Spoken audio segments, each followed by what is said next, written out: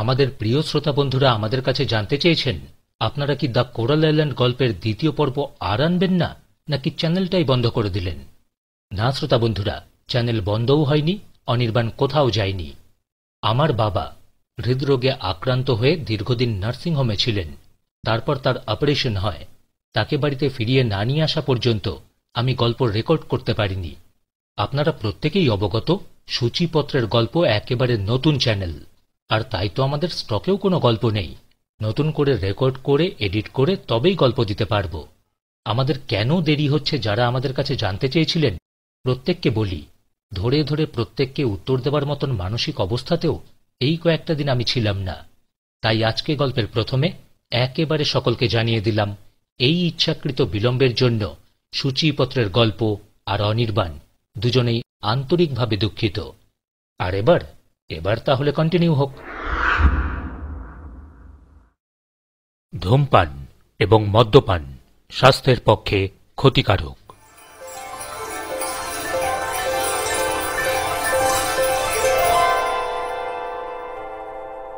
নমস্কার বন্ধুরা, আমি অনির্বাণ আর এসে গিয়েছি আপনাদের প্রিয় অডিও স্টোরি চ্যানেল সূচিপত্রের গল্পকে সঙ্গে করে নিয়ে। সূচিপত্রের গল্প, সাহিত্যের রোমাঞ্চকর আর ভৌতিক স্টোরিওগ্রাফি। আপনারা শুনেছেন আর.এম. ভ্যালেন্টাইনের কলমে দ্য কোরাল আইল্যান্ড গল্পের প্রথম পর্ব। আজ শুনবেন গল্পের দ্বিতীয় পর্ব। যে সকল প্রিয় শ্রোতা বন্ধুরা গল্পের প্রথম পর্বটি মিস করে গেছেন, তাদের জন্য আজকের ডেসক্রিপশন এবং আই বাটনে রইল গল্পের প্রথম পর্বের ইউটিউব লিংক। আজকের গল্প শুরু করার আগে রিকোয়েস্ট করব, যে সকল প্রিয় শ্রোতা বন্ধুরা আমাদের চ্যানেলে আসছেন, গল্প শুনছেন, কিন্তু তবুও চ্যানেলটি সাবস্ক্রাইব করছেন না, প্লিজ সাবস্ক্রাইব করে দিন সূচিপত্রের গল্পকে আরও এরকম নতুন আর রোমাঞ্চকর গল্প শোনার জন্য। ও হ্যাঁ, সঙ্গে পাশের ঘন্টাটা বাজাতে যেন ভুল না হয়, পরের গল্প বা পরের পর্বের নোটিফিকেশনের জন্য। আজকের গল্প পাঠে এবং গল্পের সূত্রধার অনির্বাণ, পোস্টার ডিজাইন রায় ক্রিয়েটিভ মিডিয়া, সম্পাদনা ও পরিচালনা রাজা বাবু। শুরু হচ্ছে আজকের গল্প, রবার্ট মাইকেল ভ্যালেন্টাইনের কলমে বিশ্বের অন্যতম শ্রেষ্ঠ অ্যাডভেঞ্চার কাহিনী দ্য কোরাল আইল্যান্ড দ্বিতীয় পর্ব।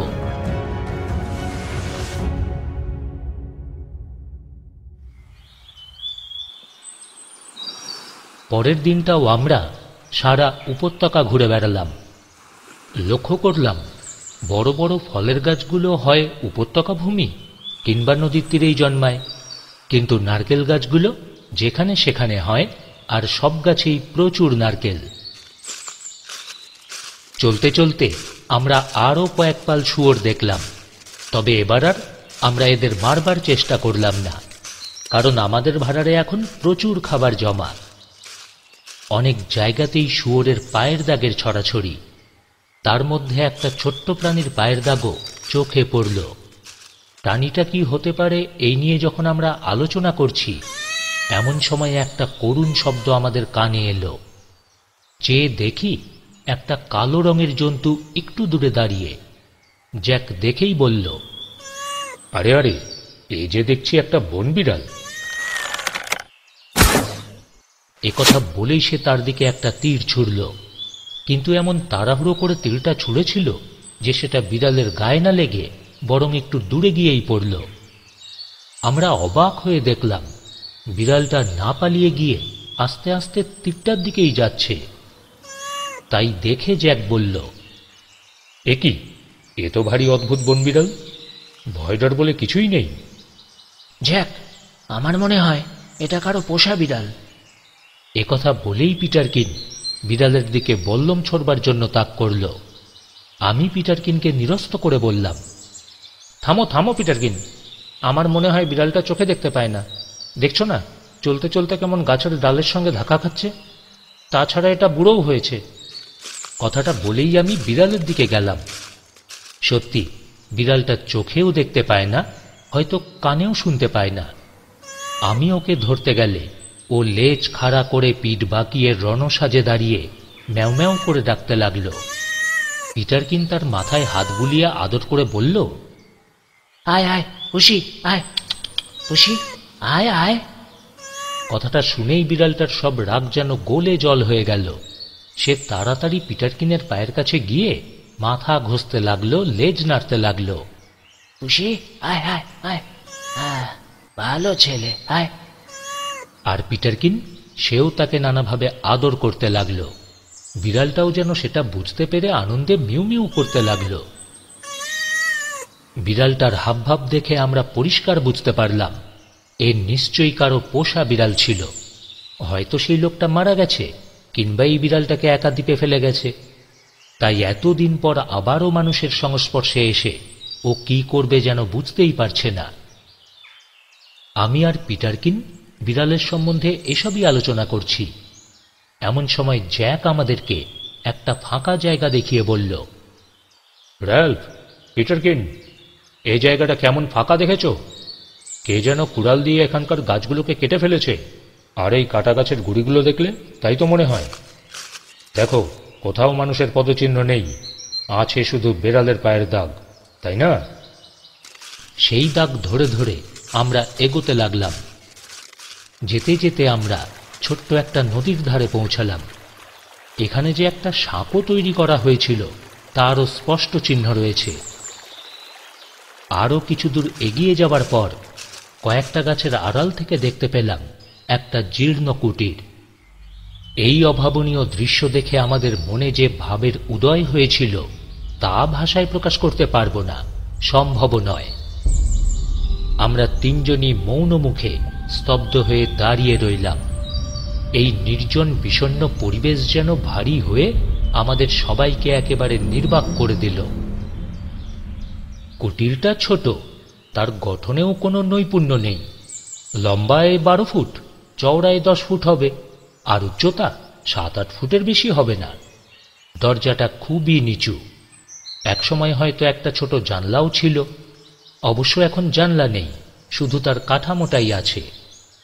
কুটিরের চালটা নারকেল আর কলা পাতায় ছাওয়া, তারও এখন অত্যন্ত জীর্ণ অবস্থা। জ্যাক প্রথমে জানলায় উকি দিয়ে ভেতরটা দেখবার চেষ্টা করল, কিন্তু অন্ধকারে ভালো দেখতে পেল না। তখন দরজা খুলে আমরা তিনজন ভেতরে প্রবেশ করলাম। সেখানে যে দৃশ্য দেখলাম তা যেমন করুণ তেমনি মর্মান্তিক। আসবাবপত্র বলতে কুটিরে কিছুই নেই, শুধু একটা ছোট্ট কাঠের টুল আর একটা মরচে ধরা লোহার পাত্র।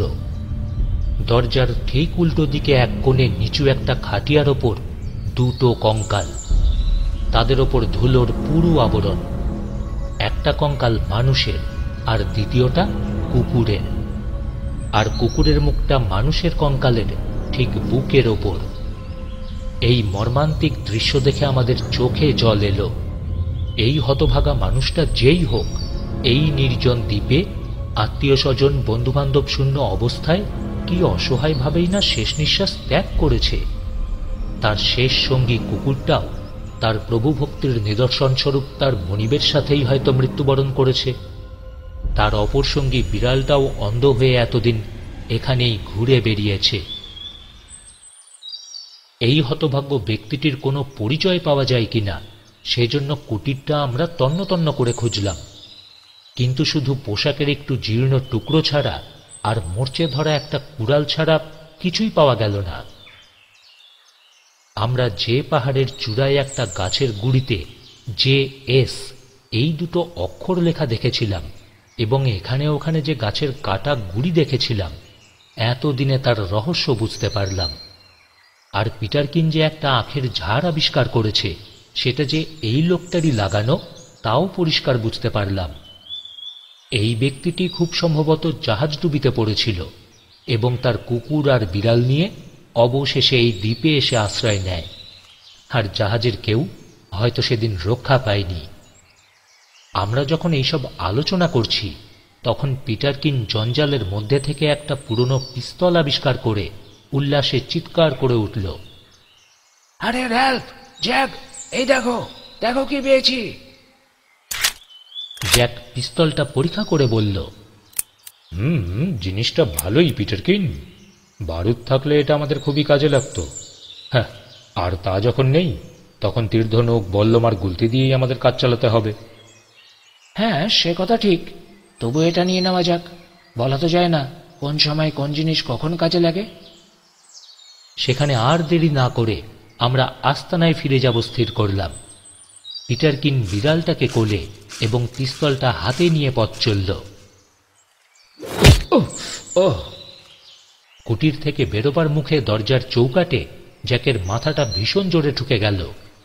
সমস্ত কুটিরটাই থরথর করে কেঁপে উঠল। এই দেখে জ্যাক কুটিরটার খুঁটিগুলো কুড়াল দিয়ে কেটে ফেলতেই সেটা কঙ্কাল দুটোর ওপর হুড়মুড় করে ভেঙে পড়ল। যাক, এতদিন বাদে তবু তো এদের একটা সমাধি হলো। হোক না সে খুঁটি আর ডালপালার সমাধি। জ্যাক গম্ভীরভাবে বলল। এরপর আমরা তিনজনেই আমাদের আস্তানার দিকে ফিরে চললাম।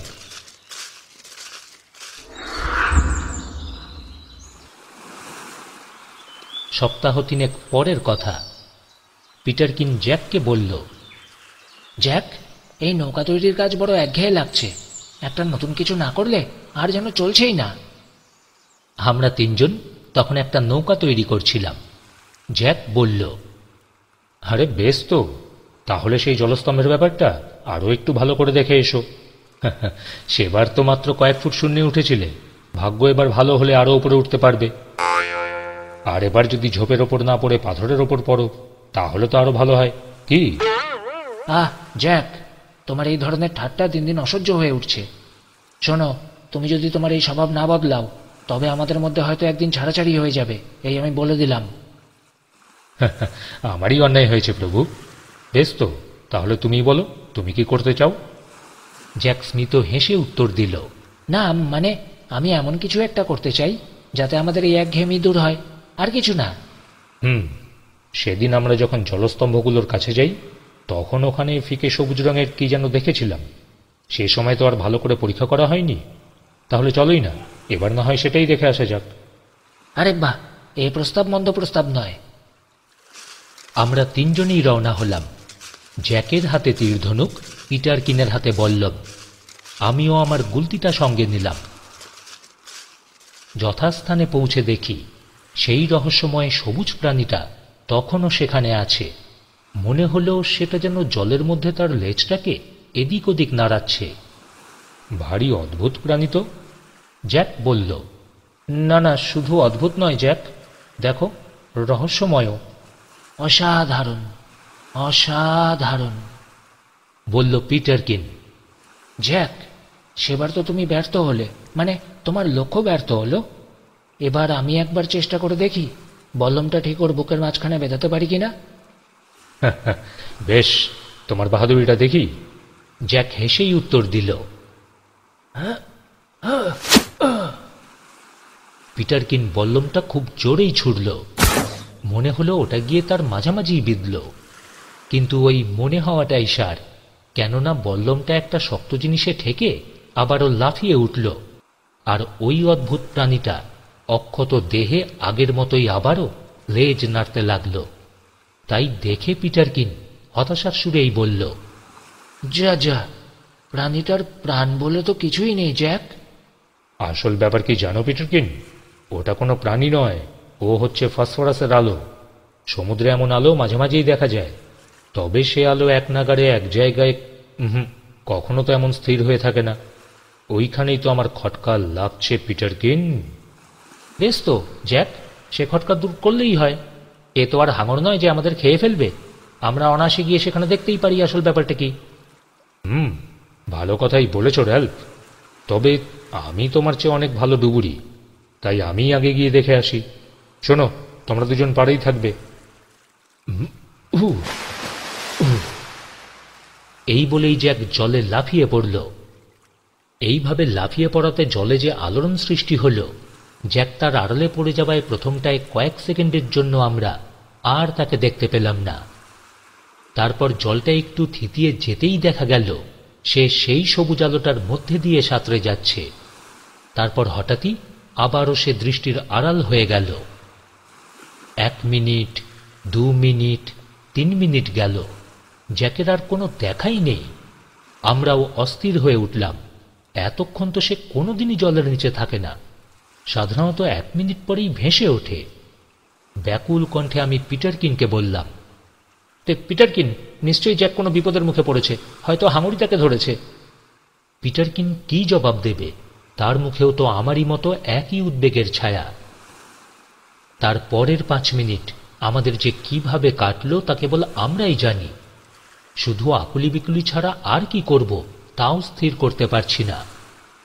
হঠাৎই পিটারকিন আমাকে বলল, রাল্ফ শোনো, আমার মনে হয় জ্যাক কোনো কারণে হয়তো মূর্ছা গেছে। দেখো, আমি তো ভালো সাঁতার জানি না, তুমিই যাও, দেখো না তাকে কোনো সাহায্য করতে পারবি না। এই সহজ কথাটা এতক্ষণ আমার কেন মনে হয়নি ভেবে আমার ভারী আফসোস হল। মুহূর্ত মাত্র দেরি না করে আমিও জলে লাফ দেওয়ার জন্য প্রস্তুত হচ্ছি। এমন সময়ই হঠাৎই দেখি জ্যাকের মাথাটা জলের উপর ভেসে উঠেছে, সে তীরের দিকেই আসছে। আমার আর তর সইল না, আমি তাড়াতাড়ি জলে নেমে তার হাত ধরে তাকে ডাঙায় তুলে আনলাম।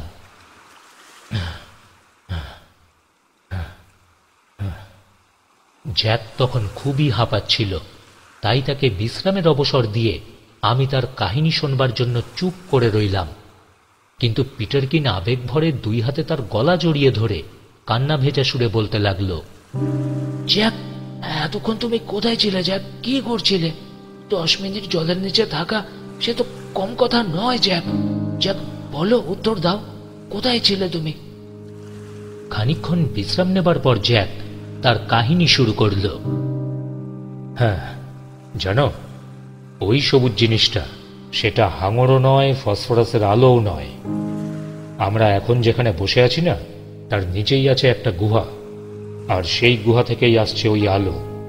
সেটা যখন আমি বুঝতে পারলাম, তখন গুহার ভেতরটা ভালো করে দেখবার ইচ্ছা হলো। কোন পথে প্রবেশ করা যাবে যখন তাই ভাবছি, এমন সময় একটা জায়গা পেলাম, যেটা গুহার মুখ বলেই মনে হলো। তার ভেতরটা আলোয় একেবারে উজ্জ্বল। বলা নিষ্প্রয়োজন যে এসবই দেখেছি জলের নিচ থেকেই।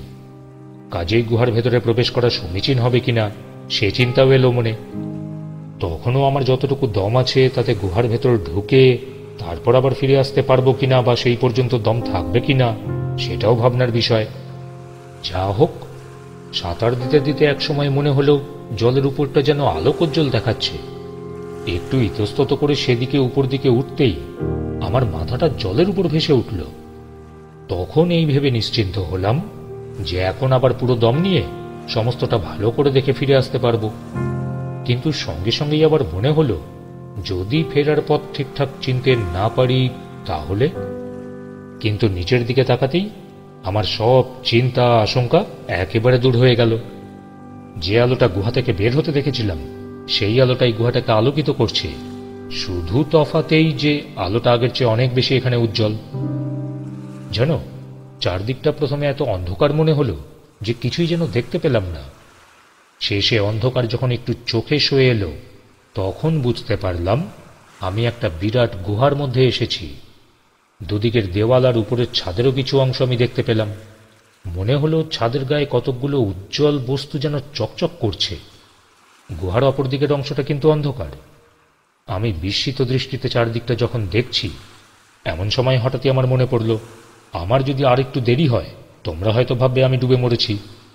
তাই কাল বিলম্ব না করে আমি আবার আগের পথ দিয়ে জলের ওপর ভেসে উঠলাম। জ্যাক তার কাহিনী শেষ করল। তা শুনে গুহাটা নিজের চোখে একবার দেখার উদ্দেশ্যে আমি জলে ঝাঁপিয়ে পড়লাম। কিন্তু আমার কাছে গুহার ভেতরটা এতটাই অন্ধকার মনে হলো যে ভালো করে কিছুই দেখতে পারলাম না।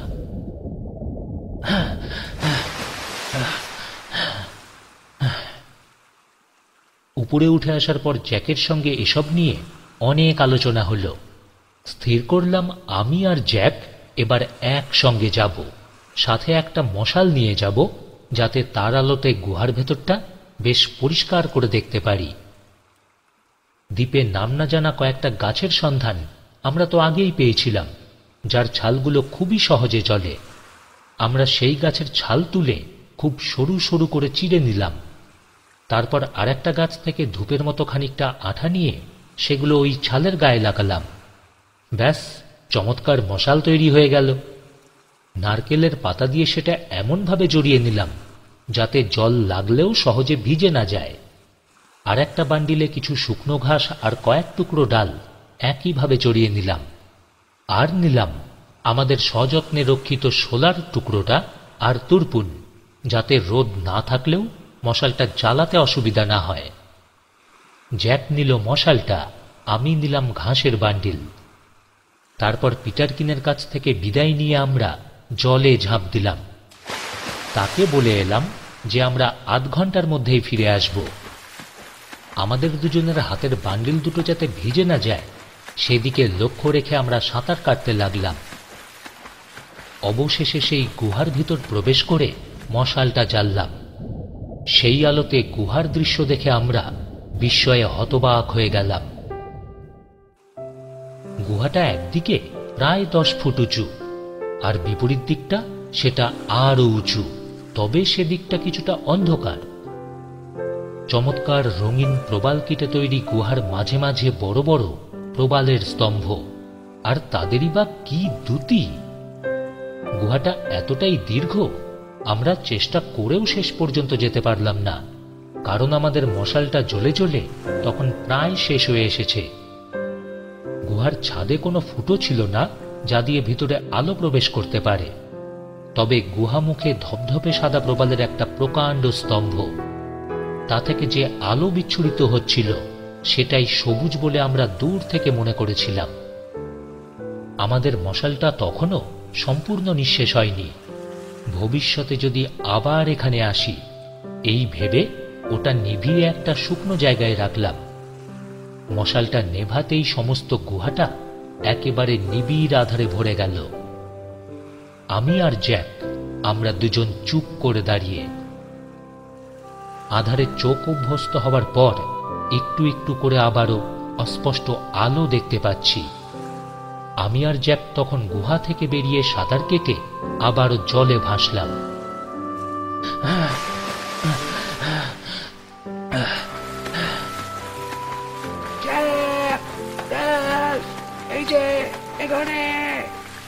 পিটারকিন চিৎকার করে আমাদের অভ্যর্থনা জানালো।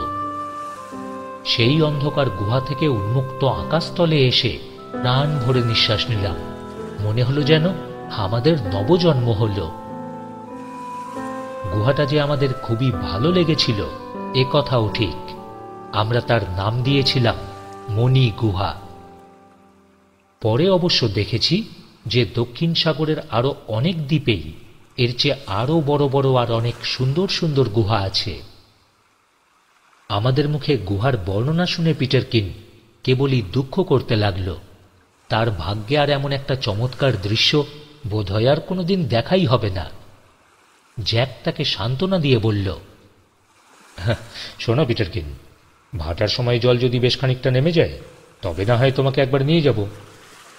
কিন্তু বেশ কয়েকটা দিন লক্ষ্য করলাম সমুদ্রে জোয়ার ভাটা হয় বটে, কিন্তু কোনো সময়ই জল 1.5 বা 2 ফুটের ওপরে বা নিচে না ওঠানামা তো করে না। তাছাড়া সমুদ্রের জোয়ার ভাটার আরও একটা বৈশিষ্ট্য আমাদের নজরে পড়ল। দেশে থাকতে দেখেছি চন্দ্রের কলার বৃদ্ধি বা হ্রাসের সাথে জোয়ার ভাটার ঘনিষ্ঠ সম্পর্ক আছে, কিন্তু এখানে তা একদম নয়। এখানে প্রতিদিন ঠিক দুপুরবেলায় এবং রাত দুপুরে জোয়ার আসে এবং ভোর 6টায় সন্ধে 6টায় ভাটার টান শুরু হয়। আমাদের কারো কাছে ঘড়ি না থাকলেও আমাদের অনুমান যে ঠিক এক দুপুরবেলায় তারও পরীক্ষা হল। এছাড়া আমরা এটাও লক্ষ্য করলাম এখানে গোধূলি মুহূর্ত বলে কিছুই নেই। সূর্য যেই অস্ত গেল অমনি চারদিক একেবারে অন্ধকারে ঢেকে যায়। কাজেই আমরা বিকেলের দিকে শিকার বা অন্য কোনো কাজে বের হলেও সবসময়ই সতর্ক থাকতাম যেন সূর্যাস্তের আগেই আমরা আমাদের আস্তানাতে ফিরতে পারি।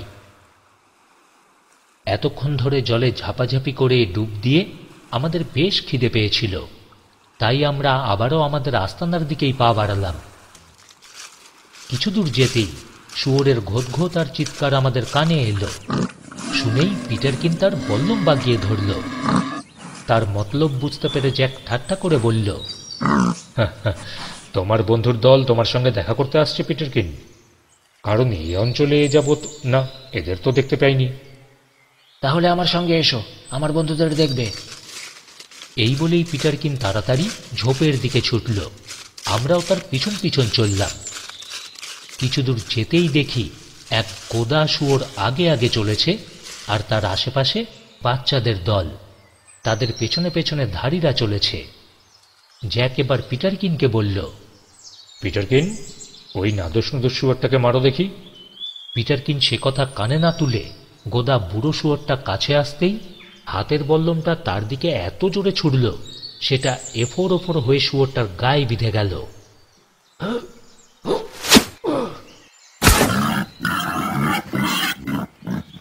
আর তার বিকট আর্তনাদে বাতাস ভারী হয়ে উঠল। আমি বললাম, পিটারকিন, এ তুমি কি করলে? হ্যাঁ, কি করলাম তা তো দেখতেই পাচ্ছ। ধাড়ি বুড়ো পালের গোদা শুয়োরটাকে আমি মেরেছি। ছি, এই ছিবড়ের মতো শক্ত শুয়োরের মাংসের চপ খাবার ওপর তোমার এত লোভ হলো কেন? এর মাংস কি দাঁত দিয়ে তুমি ছিঁড়তে পারবে? না জ্যাক, না, আমার একজোড়া জুতোর দরকার। পিটারকিন উত্তর দিল। আমি হেসে বললাম, আচ্ছা পিটারকিন, তোমার জুতোর সাথে ভাই এই বুড়ো শুয়োরটার কি সম্পর্ক? র্যালফ, তুমি ভুল করছো। আমার পায়ে বর্তমানে যে জুতো জোড়া আছে তার সঙ্গে এর কোনো সম্পর্ক নেই। কিন্তু এর অবস্থা তো দেখছো, এতে আর বেশি দিন চলবে না। তখন নতুন জুতো দরকার, আর নতুন জোড়া জুতো বানানোর জন্য এর চামড়াটা আমার খুবই কাজে লাগবে। এত বড় আর ভারী শুয়োরকে বয়ে নিয়ে যাওয়া সেও এক সমস্যা। কিন্তু জ্যাক সেই তার সমাধান করল। ওর পা চারটিকে বেঁধে তার ভেতর দিয়ে পিটারকিনের বল্লমটা ঢুকিয়ে আমি আর জ্যাক সেটাকে কাঁধে ঝুলিয়ে নিলাম।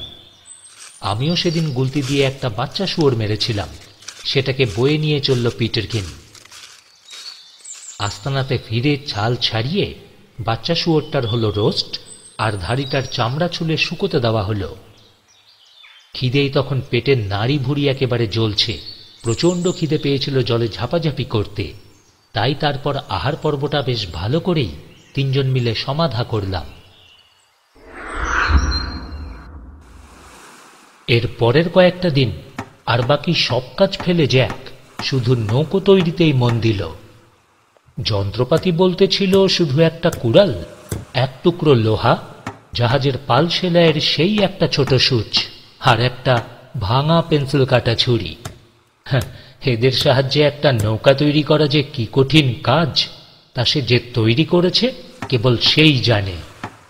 কিন্তু জ্যাক তো দম্বার ছেলে নয়, তার স্বভাবই হচ্ছে একবার মন স্থির করে কোনো কাজে হাত দিলে সে যেভাবেই হোক শেষ সেটা করবেই। হ্যাঁ, পিটারকিন আর আমিও জ্যাককে একটু একটু সাহায্য করেছি বটে, তবে নৌকাটা তৈরির সম্পূর্ণ কৃতিত্ব পুরোপুরিভাবে জ্যাকের। অনেক খুঁজে খুঁজে জ্যাক এমন একটা গাছ আবিষ্কার করল যার কাণ্ডটা ধনুকের মতোই বাঁকা। তারপর কুড়াল দিয়ে সেটাকে কেটে চারদিকটা চেঁচে ছুলে একেবারে মনের মতন করল। এটা হলো নৌকার তল। এরপর প্রমাণ আকারের 3টে আরকাঠ সংগ্রহ করল। এগুলো নৌকার তলার কাঠটা থেকে সমান দূরে দূরে বসবে। কিন্তু এই কাঠগুলো বসানো সে বড় সহজ হলো না, কারণ আমাদের কাছে তো পেরেক নেই, আর সেজন্যই তো অন্যভাবে পেরেকের ব্যবস্থাও করতে হলো। আমাদের যে টুকরো লোহাটা ছিল সেটাকে প্রথমে আগুনে গরম করে পিটিয়ে একটা নলের মতো করা হলো। তারপর সেটাকে আগুনে পুড়িয়ে লাল টকটকে করে নৌকার কাঠ আর আরকাঠের মধ্যে চেপে ধরতেই গর্ত হয়ে গেল। তারপর আরকাঠগুলোকে তলার কাঠে জায়গা মতো বসিয়ে কাঠের গোজা ঠুকে দিতেই সেগুলো পেরেকের মতোই শক্ত হয়ে জুড়ে গেল। এবার আরকাঠগুলোর দুপাশে তক্তাও লাগানো হলো। কুড়াল দিয়ে যতটা সম্ভব গাছ চিরে তক্তাও তৈরি করলাম। তারপরে এই তক্তাগুলোও একই উপায়ে আরকাঠের সঙ্গে জুড়ে দেওয়া হলো।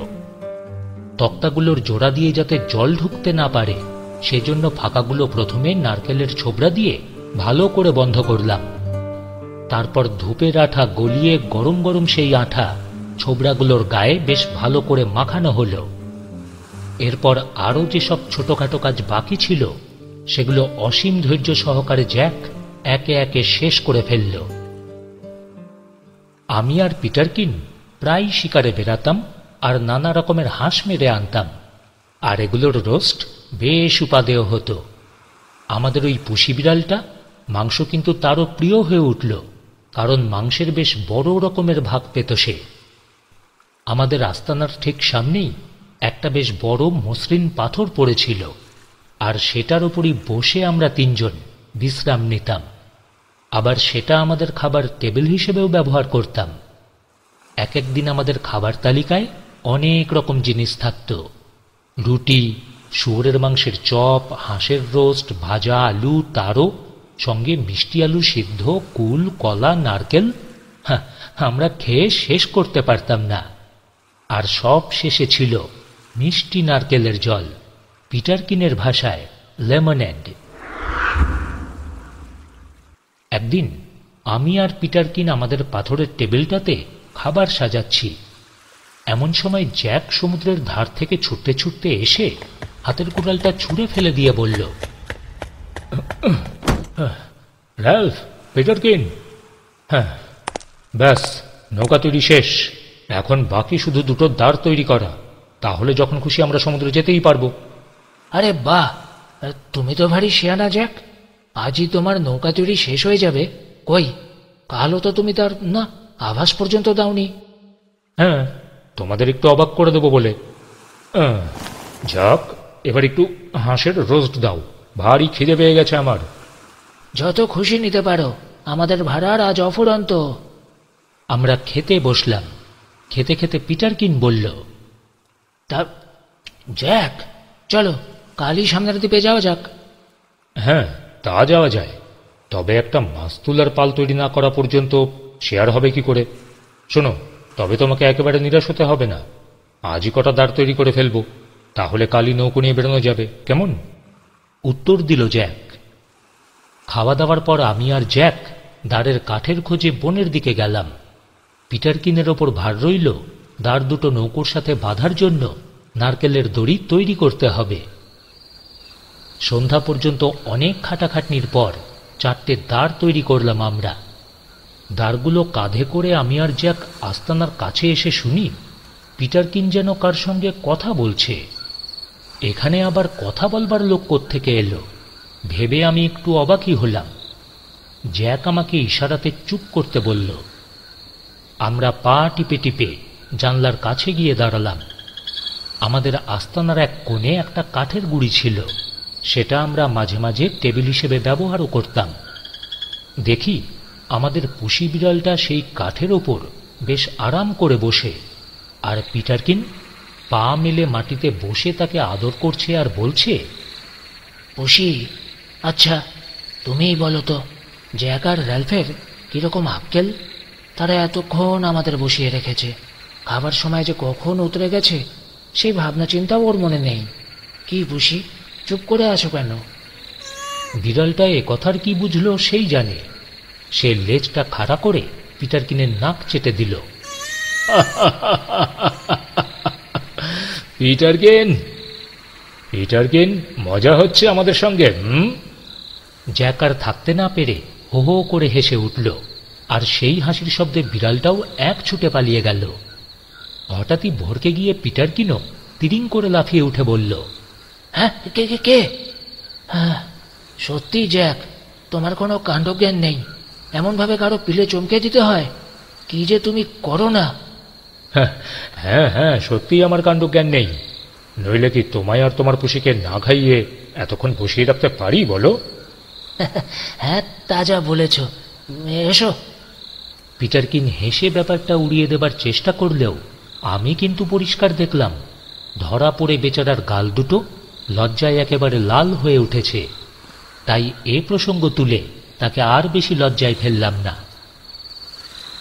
অন্যান্য নানা কথাবার্তার মধ্যে আমাদের নৈশভোজ শেষ হল। পিটারকিনের এত আদরের পুষিটাও বেশ পেট পুড়েই খেল। তারপর নৌকো করে আমাদের সমুদ্রযাত্রার সুখ স্বপ্নে বিভোর হয়ে আমরা তিনজনেই ঘুমিয়ে পড়লাম। পরদিন তাড়াতাড়ি প্রাতরাশ সেরে আমাদের নৌকোটা আমরা জলে ভাসালাম। সেদিনের সেই সকালটাও ছিল আশ্চর্য রকম সুন্দর। আকাশও ছিল নির্মল, আর বাতাস না থাকায় সমুদ্র ছিল নিস্তরঙ্গ। তার জল ছিল রূপোর মতো চকচকে। সেই স্বচ্ছ জলের নিচে সামুদ্রিক উদ্ভিদ এবং প্রবাল পাহাড়গুলো কি সুন্দরী না দেখাচ্ছিল। মনে হচ্ছিল আমাদের নৌকোটা যেন মণিমুক্ত বিছানো একটা পথে এগিয়ে চলছে।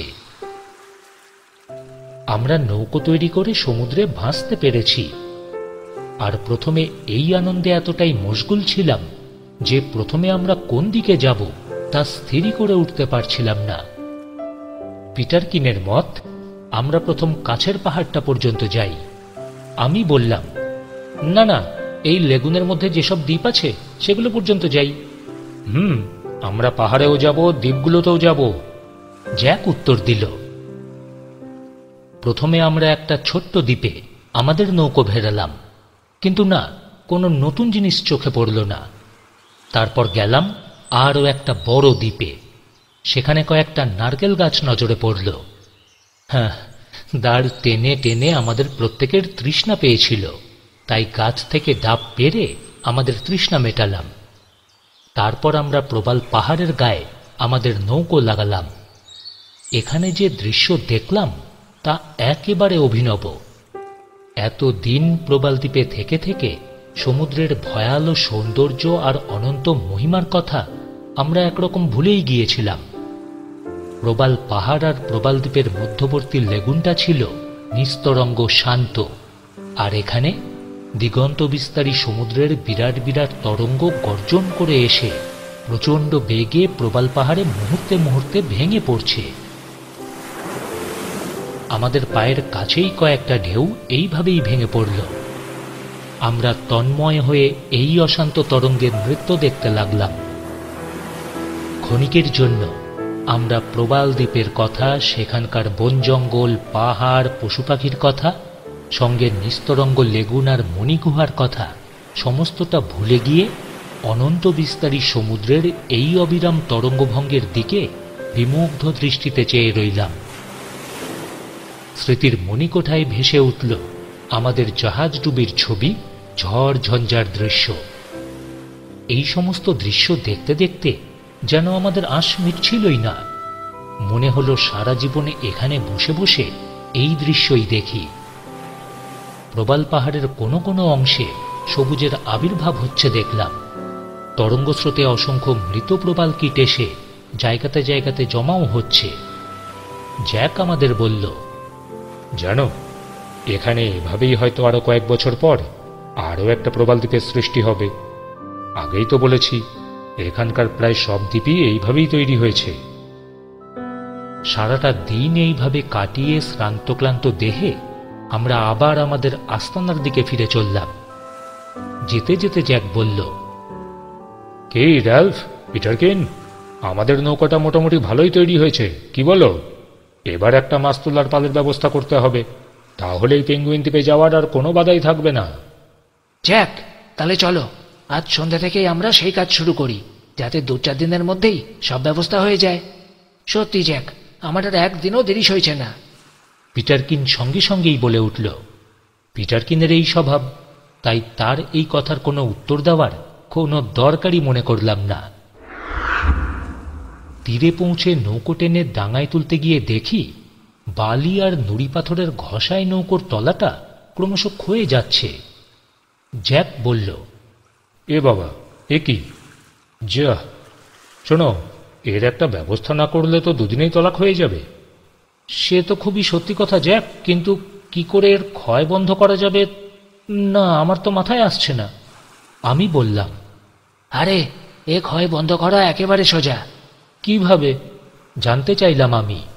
আরে কেন, নৌকোটা ব্যবহার না করলেই তলা আর ক্ষইবে না। আহ, মহান পণ্ডিত আমার, তোমার মুখ একটু বন্ধ করো, বকবকানি থামাও। জ্যাক ধমক দিয়ে বলল, হ্যাঁ, কি করে এই ক্ষয় বন্ধ করা যায় তা দেখতে পাবে। পিটারকিন, তুমি নারকেলের সরু সরু দড়ি তৈরি করে রাখবে। ঠিক আছে ক্যাপ্টেন সাহেব, তোমার হুকুম করবার আগেই সেসব তৈরি হয়ে আছে। পিটারকিনও চটপট উত্তর দিল। বাহ, তাহলে ভালো কথা। শোনো, তুমি আর র্যালফ নারকেলের কিছু ডাল কাটবে, যাতে তাদের গোড়ার দিক জোড়া দিয়ে বড় একটা পাল তৈরি করা যায়। আমি যাচ্ছি একটা মাছ তোলার ব্যবস্থা করতে। কোনো কাজ করব বলে ফেলে রাখা জ্যাকের অভ্যাসই নয়, তাই আমরা সেদিনই কাজ শুরু করে দিলাম। 3-4 দিনের মধ্যেই পাল এবং মাস্তুল তৈরি হয়ে গেল। পালটা দেখতে অবশ্য তেমন ভালো না হলেও কাজ কিন্তু চলবার মতোই হল। আর এ ব্যাপারে আমাদের সেই সূচটা খুবই কাজে লাগল। এর মধ্যেই জ্যাক আমাদের নৌকার তলায় আর একটা কাঠ লম্বালম্বিভাবে লাগিয়েও দিয়েছিল। বালি এবং পাথরের ঘষা তারই উপর দিয়ে যাবে। ওটা ক্ষয়ে গেলে আবারও আর একটা লাগালেই হবে, তাহলে নৌকোর তলটা আর নষ্ট হবে না। সব ঠিকঠাক হয়ে গেলে একদিন ভোরে আবার আমরা নৌকায় উঠে বসলাম। সেদিন বাতাস ছিল খুব। আমরা পাল খাটিয়ে দিলাম। দেখা গেল পাল এবং মাস্তুল দুই আমাদের বেশ কাজ চলবার মতোই হয়েছে। আমাদের কিন্তু আর দাঁড় বাইতে হচ্ছে না। নৌকো এখন পালের হাওয়াতেই চলতে লাগল। জ্যাক শুধু হাল ধরে চুপচাপ বসে। লেগুনের মধ্যেই আমরা ঘোরাঘুরি করলাম। স্বচ্ছ জলের নিচে নানা রঙের প্রবাল, সামুদ্রিক আগাছা এবং মাছের খেলা আজ আমাদের কি ভালোই না লাগছে। কত রকমারি মাছই না দেখলাম, শুশুক, ডলফিন, তারা মাছ, আরও কত কি। কতকগুলোর নাম তো আমি জানিই না। দুই একটা বাচ্চা হাঙরও চোখে পড়ল। কিছু খর্গ মাছ দেখতে পেলাম। মাছগুলো দেখতে আমার ভালোই লাগলো। লম্বায় 10 ফুট তো হবেই, তার মধ্যে খর্গটাই প্রায় 7-8 ফুট। জ্যাক বলল সে নাকি কার কাছে শুনেছিল এই খর্গ মাছ একবার একটা জাহাজের খোলও ফুটো করে দিয়েছিল। এমনই নাকি তাদের খড়গের ধার আর শক্তি। বিগত বেশ কিছুদিন হাঙর আর আমাদের কিন্তু চোখে পড়ত না। তবুও আমরা সাবধানে, খুব সাবধানেই গভীর জলে নামতাম। আমাদের মধ্যে 2জন সাঁতার কাটতাম, একজন নৌকোয় বসে পাহারা দিত। কয়েকদিন কয়েকটা তিমিও দেখেছি, কিন্তু তিমি মাছগুলো লেগুনের মধ্যে বড় একটা আসত না। গভীর সমুদ্রেই তাদের ভেসে উঠতে দেখতাম। একদিন অবশ্য একটা প্রকাণ্ড তিমি মাছ একেবারে আমাদের নৌকোর কাছেই ভেসে উঠেছিল। সেটা এত বড় আর তার হাঁ এত বিশাল যে মনে হলো সেটা অনায়াসেই আমাদের 3জনকে নৌকো সমেত গিলে ফেলতে পারে। না না, অবশ্য সেরকম কোনো দুর্ঘটনা সেদিন ঘটেনি। তিমিটা শুধু মুখ দিয়ে হুসুস করে এত জল ছাড়ল যে ক্ষণিকের জন্য আমাদের সামনে একটা জলস্তম্ভের সৃষ্টি হল। আজকেও আমরা অনেকগুলো উড়ুক্কু মাছ দেখলাম। এগুলো নামে উড়ুক্কু হলেও ভালো কিন্তু উড়তে পারে না। তবে এদের জাতশত্রু হল ডলফিন। ডলফিন যখন এদের তাড়া করে তখনই শুধু প্রাণ বাঁচাতে খানিকটা উড়ে উড়ে যায়। এ যাত্রায় আমরা কয়েকটা কচ্ছপও ধরলাম। যথাসময়ে সেগুলো বেশ আরাম করে খাওয়া যাবে। কয়েকদিন পরের কথা, আমরা মণি গুহার কাছে পাহাড়ের উপর বসে পেঙ্গুইন দ্বীপে যাবার কথা নিয়ে আলাপ আলোচনা করছি। এমন সময় হঠাৎই সমুদ্রের দিকে তাকিয়ে দেখি ঘন মেঘে আকাশ একেবারে ঢেকে ফেলেছে। ভাবলাম এ বুঝি ঝড়ের পূর্বাভাস। কিন্তু কই, আকাশ মেঘলা হলেও তেমন জোর হাওয়া নেই, সমুদ্রও একরকম শান্ত। অল্পক্ষণের ভিতরই মেঘটা ক্রমেই এদিকে এগিয়ে আসছে দেখতে পেলাম। অথচ ঝড়ের মেঘ হলে যেমন সারা আকাশ আচ্ছন্ন করে ফেলে, এক্ষেত্রে তেমন কিছুই তো হচ্ছে না। মেঘ আরও এগিয়ে একেবারে সামনের দ্বীপগুলোর কাছে আসতেই দেখি সাদা সাদা ফেনায় তাদের চারদিকে একেবারে ঢেকে গেছে। সাথে সাথে সে কি গর্জন! তখন আমরা বুঝতে পারলাম যাকে আমরা মেঘ ভাবছিলাম আসলে তা সমুদ্র তরঙ্গ। কিন্তু সেগুলো যে কি সুবিশাল সে সম্পর্কে ধারণা হলো তখন, যখন সেগুলো প্রবাল প্রাচীরে এসে ভেঙে পড়ল। ঢেউগুলো এত উঁচু, তাদের উচ্ছ্বাস এত বিপুল যে আমরা পাহাড়ের বেশ খানিকটা উঁচুতে উঠে না পড়লে সেই জলোচ্ছ্বাসে হয়তো একেবারে ভিজে যেতাম। পর মুহূর্তেই আবার আরও একটা ঢেউ এগিয়ে এলো। সেটা আরও বড় আর আরও উঁচু। আমরা 3জনই তাড়াতাড়ি সরে যাওয়ার চেষ্টা করলাম, কিন্তু সে চেষ্টা সফল হওয়ার আগেই ঢেউটা প্রবাল পাহাড়ের ওপর আছড়ে পড়ল। তার খানিকটা সুড়ঙ্গ পথে ঢুকে নিচের গর্তের মুখ দিয়ে জলোচ্ছ্বাসের মতো বেরিয়ে এলো। সাথে সাথে এমন প্রচণ্ড শব্দ হলো, মনে হলো পাহাড়টাই বুঝি না এবার ফেটে যায়। সেই জলোচ্ছ্বাস এবার আমাদেরও রেহাই দিল না। নাকে, মুখে, চোখে এমন জোরে এসে লাগলো যে মুহূর্তের জন্য আমরা একেবারে দিশাহারা হয়ে গেলাম। আমাদের চোখের জ্বালা কমলে যখন ভালো করে চারদিকে নজর দিলাম, তখন দেখি সেই সর্বনাশা ঢেউ অনেক সর্বনাশ করে গেছে। তীরভূমি ছাড়িয়ে সেই ঢেউ বনভূমি পর্যন্ত গিয়ে ছোট ছোট অনেক গাছপালা উপড়ে দিয়েছে। এবার এই দেখে আমাদেরও ভয় হল, এই ঢেউ হয়তো আমাদের আস্তানাকেও তাহলে কি ভাসিয়ে নিয়ে গেছে, আর আমাদের নৌকোটা সেটাও তো তাহলে আছড়ে একেবারে চুরমার করে গেছে। তাড়াতাড়ি আস্তানায় ফিরে দেখি, না না, ভাগ্যক্রমে আমাদের আস্তানার কোনো ক্ষতিই হয়নি। এবার দৌড়ালাম নৌকোর খোঁজে। গিয়ে দেখি আমাদের নৌকার কোনো চিহ্নই নেই। আতিপাতি করে এদিক ওদিক অনেক খোঁজাখুঁজি করছি, এমন সময় পিটারকিন হঠাৎই একটা ঝোপের দিকে আমাদের দৃষ্টি আকর্ষণ করে বলল, রাল্ফ, জ্যাক, দেখো দেখো, এটা কি ফল! এরকম ফল এর আগে আমার চোখে পড়েনি। পিটারকিনের কথায় ওদিকে চেয়ে দেখি, ফল নয়, আমাদের নৌকাটা ঝোপের আড়ালে আটকে আছে। হ্যাঁ, দেখে যেন প্রাণ ফিরে পেলাম। সত্যি, নৌকাটা নষ্ট হলে আমাদের যে কি ক্ষতি হতো সে শুধু আমরাই জানি। পরিষ্কার বোঝা গেল সমুদ্রের ঢেউ নৌকোটাকে ভাসিয়ে এই ঝোপের মাথায় এনে তুলেছে। আমাদের ভাগ্য ভালো ছিল যে সেটা কোনো পাহাড় বা বড় গাছে এসে ধাক্কা খায়নি, তাহলে তার আর কোনো চিহ্নই থাকত না। হ্যাঁ, নৌকাটার কোনো ক্ষতি হয়নি বটে, কিন্তু সেটাকে সেই ঝোপের মাথা থেকে নামাতে আমাদের 2 দিন ধরে পরিশ্রম করতে হলো। এছাড়াও আমাদের আরও একটা বাড়তি কাজ করতে হলো, তাতেও দিন 7 লাগলো। ঢেউয়ের ধাক্কাতে বহু গাছ, গাছের ডাল, ঝোপ, জঙ্গল, সমুদ্রের আগাছা এগুলো আমাদের আস্তানার সামনে এবং আশেপাশে একেবারে স্তূপাকার হয়েছিল। আস্তে আস্তে সেগুলোকে পরিষ্কার করে চারদিকের পরিবেশটাকে একটু ভদ্র করলাম আমরা। এ প্রসঙ্গে একটা কথা বলা দরকার, এই রকম আকাশচুম্বী ঢেউ সমুদ্রে কিন্তু সব সময় হয় না, আবার সব দ্বীপেও এদের উৎপাত সহ্য করতে হয় তাও নয়। বছরে 1 দিন কি 2 দিন সমুদ্রে এরকম বড় বড় ঢেউ ওঠে, আর তখন এরা যেসব দ্বীপের ওপর এসে পড়ে তাদের একেবারে লণ্ডভণ্ড করে দিয়ে যায়। এদিকের সব কিছু গোছগাছ করতে, সঙ্গে নৌকোটার ছোটখাটো মেরামত করতে আমাদের আরও বেশ কিছুদিন ব্যস্ত থাকতে হলো। তারপর আবারও পেঙ্গুইন দ্বীপে যাত্রার কথা উঠল। প্রথমেই চাই রসদের ব্যবস্থা, তাই পিটারকিনের ওপর ভার দেওয়া হলো কয়েকটা নাদুস নুদুস শুয়োর শিকার করে আনার। আমাদের মধ্যে দৌড়ঝাঁপে পিটারকিনই ছিল সবচেয়ে ওস্তাদ, আর তাই তো শুয়োর শিকারের ভার বেশিরভাগ সময় তারই উপর পড়ত। কিন্তু সে এতটাই চঞ্চল স্বভাবের যে শিকারের পিছনে দৌড়তে গিয়ে প্রায়ই হোঁচট খেয়ে শরীরের একটা না একটা জায়গা প্রায়ই জখম করে আসত। একদিন সে একটা বড় রকমের দুর্ঘটনার মুখেই পড়েছিল। সেদিন পিটারকিন খুব ভোরেই শিকারে বেরিয়েছে, কিন্তু মধ্যাহ্ন ভোজনের সময় পেরিয়ে গেল, তবু তার দেখা নেই। না, এমনটা তো কোনো দিন হয় না। যেখানেই যাক পিটারকিন খাবারের সময় ঠিক ফিরবে, আর তাই তো আমার আর জ্যাকের খুবই ভাবনা হলো। অস্থির হয়ে অবশেষে আমরা দুজন তাকে খুঁজতে বের হলাম। খুঁজে খুঁজে হয়রান হয়ে শেষে সন্ধ্যার দিকে দেখি পিটারকিন একটা পাহাড়ের কাছে অজ্ঞান হয়ে পড়ে আছে, তার পাশেই বল্লমবিদ্ধ একটা বাচ্চা শুয়োর।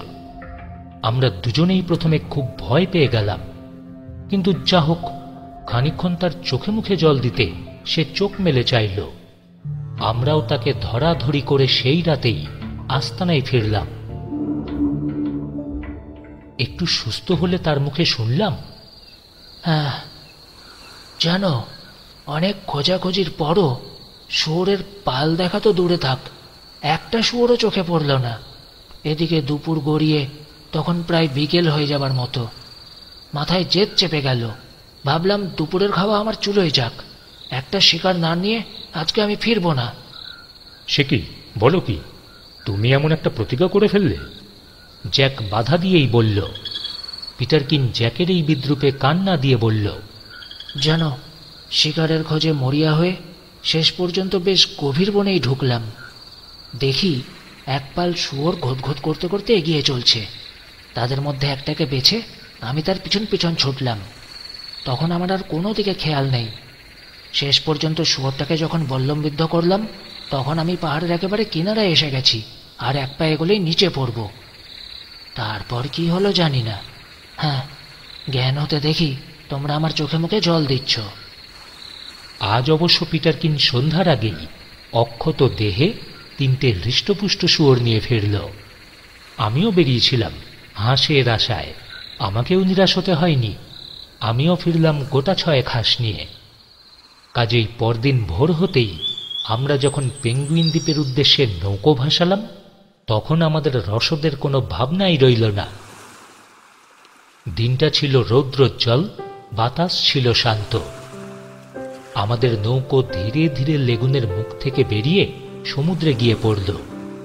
অবশ্য ব্যাপারটা এত সহজ হল না। সমুদ্রের যে ঢেউগুলো প্রবাল প্রাচীরে এসে ভেঙে পড়ছিল, সেগুলো কেটে বেরোতে আমাদের বেগই পেতে হল।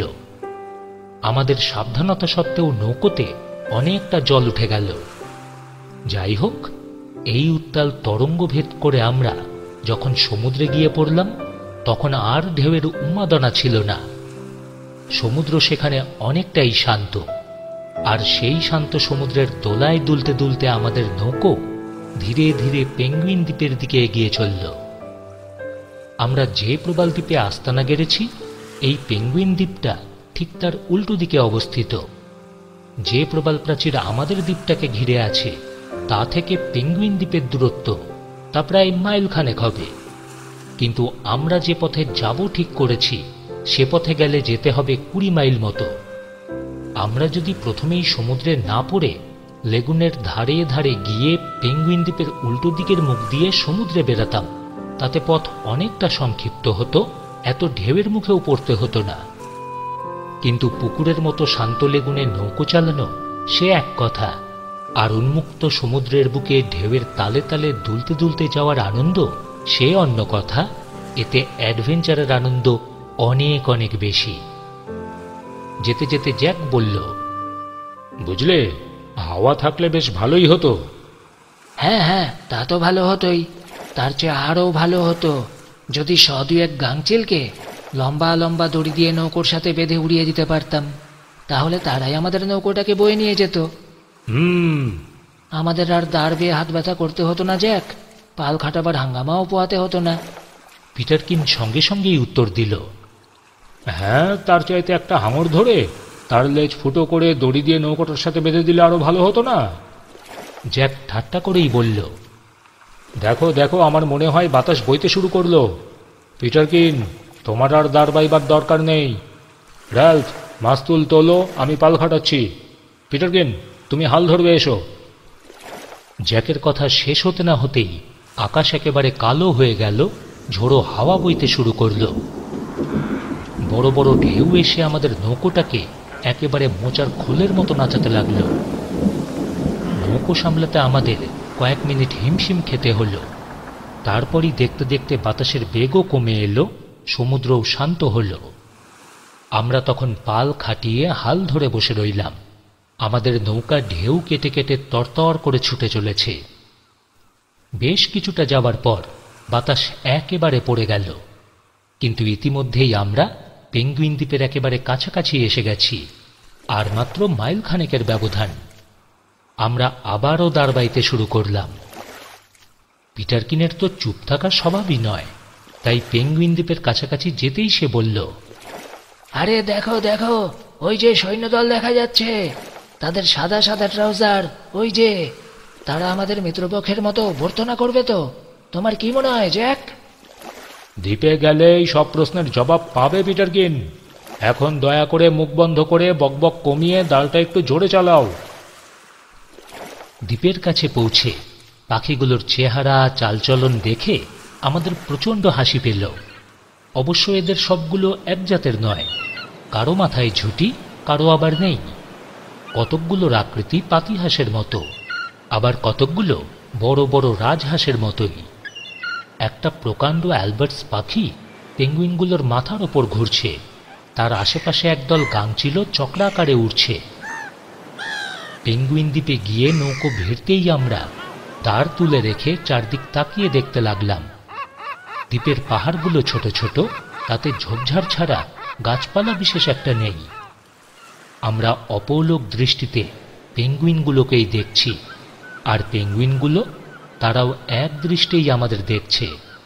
ছোট ছোট পাগুলোর ওপর তারা একেবারে সিধে আর শক্ত হয়ে দাঁড়িয়ে আছে বলে দূর থেকে সৈন্যদলের মতোই দেখায়। তাদের মাথাটা কালো, ঠোঁটগুলো লম্বা ছুচলো, বুকটা সাদা, পিঠ নীলচে। তাদের ডানা এত ছোট যে সেটা ডানা না মাছের পাখনা ঠিক ধরতেই পারছি না। সমুদ্রের জলে সাঁতার কাটবার সময় ওরা ডানা দুটোকে পাখনার মতোই ব্যবহার করে। অবশ্য ডানাগুলোর ওপর পাখির মতো পালক নেই, আছে শুধু ছোট ছোট এক ধরনের আঁশ। তাদের সারাটা দেহই এই ধরনের আঁশেই ভর্তি। পা দুটো ছোট বলে এরা ডাঙায় যখন দাঁড়িয়ে থাকে তখন একেবারে সিধে হয়েই দাঁড়ায়, আর জলে যখন সাঁতার দেয় তখন হাঁসের মতোই সাঁতার কাটে। আমরা কাছাকাছি যেতেই পাখিগুলো এমন বিকট চিৎকার শুরু করলো যে কোন দিকে যাব, কোথায় পালাবো ভেবেই পাচ্ছিলাম না। চেয়ে দেখি এই সারাটা দ্বীপেই এমন হাজার হাজার পেঙ্গুইন। দেখতে দেখতেই মনে হলো এদের মধ্যে যেন কয়েকটা চতুষ্পদও আছে। এই চতুষ্পদগুলো দেখে জ্যাকের খুবই ঔৎসুক্য হলো, বলল, রাল্ফ, পিটারকিন, এসো তো, এগুলোকে একটু ভালো করে দেখা যাক। মনে হচ্ছে এরাও চিৎকার চেঁচামেচি ভালোই বাসে, না হলে পেঙ্গুইনদের সঙ্গে ভিড়বে কেন? অবাক হয়েই দেখলাম এরাও পেঙ্গুইন পাখি। অবশ্য এরা দুপা আর ডানার ওপর ভর দিয়ে আছে বলে চতুষ্পদ মনে হচ্ছে। আমাদের দেখেই একটা ধাড়ি পেঙ্গুইন হয়তো একটু ভয় পেয়ে গেল, তাই তাড়াতাড়ি সমুদ্রে ঝাঁপিয়ে পড়েই এক ডুব। বহু দূরে গিয়ে আবার ভেসে উঠল। বুঝতে পারলাম জলে এরা মাছের মতোই দ্রুত সাঁতার কাটতে পারে। পিটারকিন বলল, জ্যাক, রূপকথাতে শুনেছি এমন প্রাণীও নাকি আছে যা না মাছ, না পাখি, না পশু। এখানে দেখছি এরা একধারে তিনটেই। ভারী আজব পাখি। হ্যাঁ, আরে আরে ওই দেখো, কয়েকটা পেঙ্গুইন তার লেজের নিচে ডিম নিয়ে যাচ্ছে। সত্যিই তাই। পরে জেনেছি এক জাতের পেঙ্গুইনের লেজের নিচে একটা করে থলে থাকে, সেখানেই তারা ডিমগুলো বয়ে নিয়ে বেড়ায়। আরও একটা ব্যাপার লক্ষ্য করলাম, পেঙ্গুইনদের আশ্চর্য শৃঙ্খলাবোধ। দ্বীপে প্রত্যেক পেঙ্গুইনের জন্য একটা নির্দিষ্ট জায়গা আছে, সেখানেই তারা সিধে হয়ে বসে থাকে, নয়তো ডিমে তা দেয় কিংবা বাচ্চাদের খাওয়ায়। আরে দেখো দেখো, ওই বুড়ি পেঙ্গুইনটা কি শয়তান, নিষ্ঠুরের মতো নিজের বাচ্চাটাকে জলে ফেলে দিল। দেখো জ্যাক, রাল্ফ, ওই দেখো আরো একটা তাই করছে। এরা কি, এ বাবা, একেবারে মায়া মমতা শূন্য। এদের কাণ্ড দেখে প্রথমে আমারও তাই মনে হয়েছিল, তারপর বুঝতে পেরেছি বাচ্চা পেঙ্গুইনদের এইভাবেই মা পেঙ্গুইনরা সাঁতার শেখায়। পেঙ্গুইনদের আরও একটা ব্যাপার আমার কাছে অদ্ভুতই ঠেকল। ডাঙা যেখানে ঢালু হয়ে সমুদ্রে নেমে গেছে, তেমনই একটা জায়গায় গোটা 12 ধারী পেঙ্গুইন বিচ্ছিরিভাবে লাফাতে লাফাতে সমুদ্রে গিয়ে নামল। কিন্তু তাদের দলের বাকিগুলো টাল সামলাতে না পেরে ডিগবাজি আর গড়াগড়ি খেয়ে সমুদ্রে পড়ল। যেই না জলে পড়ল, সঙ্গে সঙ্গেই তাদের অন্য মূর্তি, এই ডুব দেওয়া, তারপরই ভেসে ওঠা, পরস্পরের গায়ে জল ছিটানো। এই জলক্রীড়ায় তাদের কোনো শ্রান্তি, কোনো ক্লান্তিই নেই। সমস্তটা দেখে শুনে পিটারকিন এবার গম্ভীরভাবে বলল, জানো, আমার মতে এই পাখিগুলো বদ্ধ পাগল। জ্যাক, এ দ্বীপটাও সুবিধার নয়, এটা একেবারে কুহকের দেশ। কাজেই আমার মতে এখান থেকে অবিলম্বে পালানোই মঙ্গল। যদি তা না করে দ্বীপে নামতে চাও, তবে এদের বেশ করে শিক্ষা না দিয়ে আমি কিন্তু সহজে ছাড়ব না। দ্বীপে নামার ইচ্ছে আমার মোটেই নেই। কথাটা বলেই জ্যাক দাঁড় দিয়ে নৌকোটাকে একটা খাড়ির মধ্যে ঢোকাল। নৌকোটাকে একটা পাথরের সাথে বেঁধে আমরা এবার দ্বীপে নামলাম। আমাদের সাথে রইল কয়েকটা লাঠি আর পিটারকিনের বল্লম। কিন্তু আশ্চর্যের ব্যাপার, পেঙ্গুইনগুলো আমাদের দিকে তেড়েও এলো না, আমাদের দেখে ভয়ও পেল না। তারপর যখন খুব কাছে এগিয়ে ওদের গায়ে হাত দিলাম, তখন ওরা বোকা বোকা চোখে আমাদের দিকে চুপচাপ তাকিয়ে রইল। শুধু একটা ধাড়ি পেঙ্গুইন কি জানি কি ভেবে সমুদ্রের দিকে হাঁটতে শুরু করল। পিটারকিনের মাথায় খেয়াল চাপল ওটাকে সে কিছুতেই সমুদ্রে নামতে দেবে না। পাখিটারও গো, সে সমুদ্রে নামবেই, আর পিটারকিন তাকে দেবে না। এবার পিটারকিন তাকে লাঠি হাতে তাড়া করল, কিন্তু তাতেও তার কোনো ভ্রুক্ষেপই নেই। শেষ পর্যন্ত পাখিটা সমুদ্রে নেমে জলের নিচে ডুব দিল। ওটাকে মারবার বা আঘাত করবার কোনো ইচ্ছেই পিটারকিনের ছিল না, তাই হাতে বল্লম থাকলেও সে সেটা ব্যবহার করল না। আমরা প্রায় ঘণ্টা তিনেক ঘুরে ঘুরে দ্বীপ এবং তার অধিবাসী পেঙ্গুইনদের চালচলন লক্ষ্য করলাম। সত্যি, এমন অদ্ভুত পাখি এর আগে আমরা কোনো দিনই দেখিনি। আমাদের মনে হলো এই পাখিগুলো শুধু এ দ্বীপের নয়, সমগ্র জীবজগতের সর্বশ্রেষ্ঠ বিস্ময়। পেঙ্গুইন দ্বীপ পিছনে ফেলে আমরা যখন নৌকায় গিয়ে উঠলাম তখন প্রায় সন্ধ্যা। তাই আমরা ঠিক করলাম কাছাকাছি কোনো একটা ছোট দ্বীপে রাতটা কাটিয়ে পরদিন সকালে প্রবাল দ্বীপে ফিরব। সবচেয়ে কাছের যে দ্বীপটা চোখে পড়ল তাও প্রায় 2 মাইল দূরে। তাই আমরা খুব জোরে জোরে দাঁড় বাইতে লাগলাম। কিন্তু আমাদের সামনে যে কি বিপদ ঘনিয়ে আসছে তখনও তা বুঝতে পারিনি। এতক্ষণ হাওয়া ছিল শান্ত, কিন্তু সন্ধ্যার মুখেই বাতাস উদ্দাম হয়ে উঠল। আমাদের পৌঁছতে তখনও মাইলখানেক বাকি। এরই মধ্যে প্রচণ্ড ঝড় বইতে শুরু করল, সঙ্গে সঙ্গে সমুদ্রও উত্তাল হয়ে উঠল। শেষ পর্যন্ত ঝড় এবং সমুদ্রের মাতামাতি এতটাই বাড়ল যে আমাদের নির্দিষ্ট দ্বীপে যাওয়ার আশা আমরা ছেড়েই দিলাম। জ্যাকও তাড়াতাড়ি নৌকার মুখ ঘুরিয়ে বলল, র্যালফ, পিটারকিন, তোমরা দুজনে পাল খাটাবার ব্যবস্থা করো, পেঙ্গুইন দ্বীপেই ফিরব। সেখানে গেলে অন্তত ঝোপের মধ্যে একটু আশ্রয় পাব। তাছাড়া পেঙ্গুইনদের আতিথ্যও তো পেতে পারি। কি বলো তোমরা? পাল খাটাবার সঙ্গে সঙ্গেই বাতাসের গতি হঠাৎই বদলে গেল। তারপরই এলোমেলো হাওয়া বইতে শুরু করল। তা দেখেই জ্যাক বলল, পিটারকিন, র্যালফ, পেঙ্গুইন দ্বীপে আর যাওয়া যাবে না। তোমরা পাল গুটিয়ে ফেলো, নইলে নৌকো ডুবে যেতে পারে।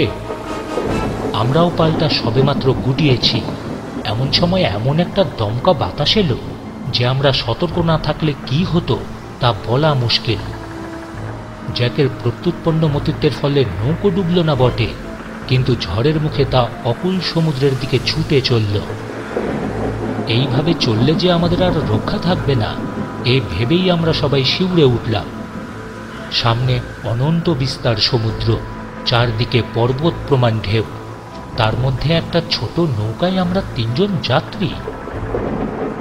এক একটা ঢেউ আসে আর আমাদের নৌকোয় জল উঠে যায়। আমি সারাক্ষণ জল সেচা নিয়েই ব্যস্ত। জ্যাক হাল ধরে বসে, পিটারকিন পাল আর মাস্তুল সামলাতেই ব্যস্ত। জ্যাকের কথায় আমরা আবারও পাল খাটিয়েছিলাম। দিশেহারা আমরা 3 জন নিরুদ্দেশের পথে ভেসে চলেছি। এমন সময় জ্যাক আমাদের একটু আশার বাণী শোনালো। বলল, র্যালফ, পিটারকিন, মনে হচ্ছে সামনে একটা ছোট দ্বীপ দেখা যাচ্ছে। কাছে যেতেই দেখি সেটা ঠিক দ্বীপ নয়, ছোট একটা প্রবালের পাহাড়। তাতে কোনো গাছপালা নেই, আর এতটাই নিচু যে জোয়ারের সময় জলের নিচে ডুবে যায়। এখনো সমুদ্রের ঢেউয়ে সমস্ত পাহাড়টাই এক একবার সম্পূর্ণ ভেসে যাচ্ছে। না না, এই পাহাড়ে আশ্রয় নিলে আমাদের লাভ তো হবেই না, শুধু নৌকাটাই ভেঙে চুরমার হয়ে যাবে। এ অবস্থাতে কি করা যায় আমি তা ভেবেই পাচ্ছি না। কিন্তু আবারও প্রমাণিত হলো স্থির বুদ্ধি বটে জ্যাকের। পিটারকিন, পালটা জোরে টেনে ধরো। সে পিটারকিনকে পালটা আরো একটু টেনে ধরতে বলল। পিটারকিন ধরার সঙ্গে সঙ্গেই নৌকোটা হঠাৎ করে কাত হয়ে গেল। নৌকোতে বেশ খানিকটা জল উঠল। আমি ভাবলাম এই বুঝি সবাই শেষ হয়ে গেলাম। পালের গায়ে বাতাস লাগায় নৌকোটা তীরবেগে পাশ কাটিয়ে পাহাড়ের উল্টো দিকে চলে গেল। হ্যাঁ, এখানে ঢেউয়ের প্রকোপ খুবই কম। জ্যাকের নির্দেশে এবার পাল গুটিয়ে ফেলে আমি আর পিটারকিন দাঁড় হাতে নিলাম। জ্যাক নৌকোটাকে একটা খাড়ির মধ্যে ঢোকালো। আমরাও যেন হাঁপ ছেড়ে বাঁচলাম। আপাতত জীবন রক্ষা হলো বটে, কিন্তু আমাদের তখন সে কি অবস্থা! সমস্ত জামা কাপড় একেবারে ভিজে গিয়েছে। যে জায়গাটাতে দাঁড়িয়েছি তার পরিধি 12 গজের বেশি নয়। উপরেই ছোট্ট একটা গুহা। পাহাড়ের বাকি জায়গার উপর দিয়ে তখনও ঢেউয়ের স্রোত বয়ে যাচ্ছে, আমরা আমাদের নৌকোটাকে বেশ শক্ত করে বেঁধে তাড়াতাড়ি সেই গুহার মধ্যেই প্রবেশ করলাম। এবার একটু নিশ্চিন্ত হয়ে জামাকাপড়ের জল নিংড়ালাম। তারপর সাথে করে যে খাবার এনেছিলাম তার সদ্ব্যবহারে মন দিলাম। সেই ভয়াবহ রাত এবং তারপর আরো 3 দিন 3 রাত যে আমাদের কিভাবে কাটল সে আমরাই জানি। আকাশে মেঘের গর্জন, মাঝে মাঝে বিদ্যুতের চমক আর অবিশ্রাম সমুদ্রের তরঙ্গভঙ্গের শব্দ, সমস্তটা মিলে যেন এক নারকীয় পরিবেশ। এক এক সময় মনে হতো সমস্ত পাহাড়টাই বুঝি সমুদ্রের নিচে হঠাৎ করেই তলিয়ে যাবে, আর আমাদেরও হবে নিরুপায় সলিল সমাধি। হ্যাঁ, যা হোক, চতুর্থ দিনে আকাশ পরিষ্কার হল, রোদের আভা দেখা দিল, সমুদ্রও শান্ত হল। আশায় বুক বেঁধে আমরা 3 জন আবারও নৌকোয় উঠলাম। পাল খাটাতে না পারায় আমরা প্রাণপণে দাঁড় বাইতে লাগলাম। বেশ খানিকটা এইভাবেই চলার পর যখন হাওয়া উঠল তখন পাল খাটিয়ে দিলাম। পালে বাতাস লাগাতে নৌকো বেশ ছুটেই চলল। পেঙ্গুইন দ্বীপ এবং আমাদের সেই ছোট্ট দ্বীপটা যেখানে যাবার মুখে আমরা ঝড়ে পড়েছিলাম সব ফেলে আমরা প্রবাল দ্বীপের দিকে চললাম। আবারও যখন আমরা আমাদের আস্তানায় এসে পৌঁছালাম তখন বেশ রাত হয়েছে। পরিষ্কার উন্মুক্ত আকাশে মাথার ওপর চাঁদ আর তারাদের খেলা। আমরা আস্তানাতে ঢুকতেই পিটারকিনের পুষি বিড়ালটা ম্যাও ম্যাও করতে করতে আমাদের অভ্যর্থনা জানালো।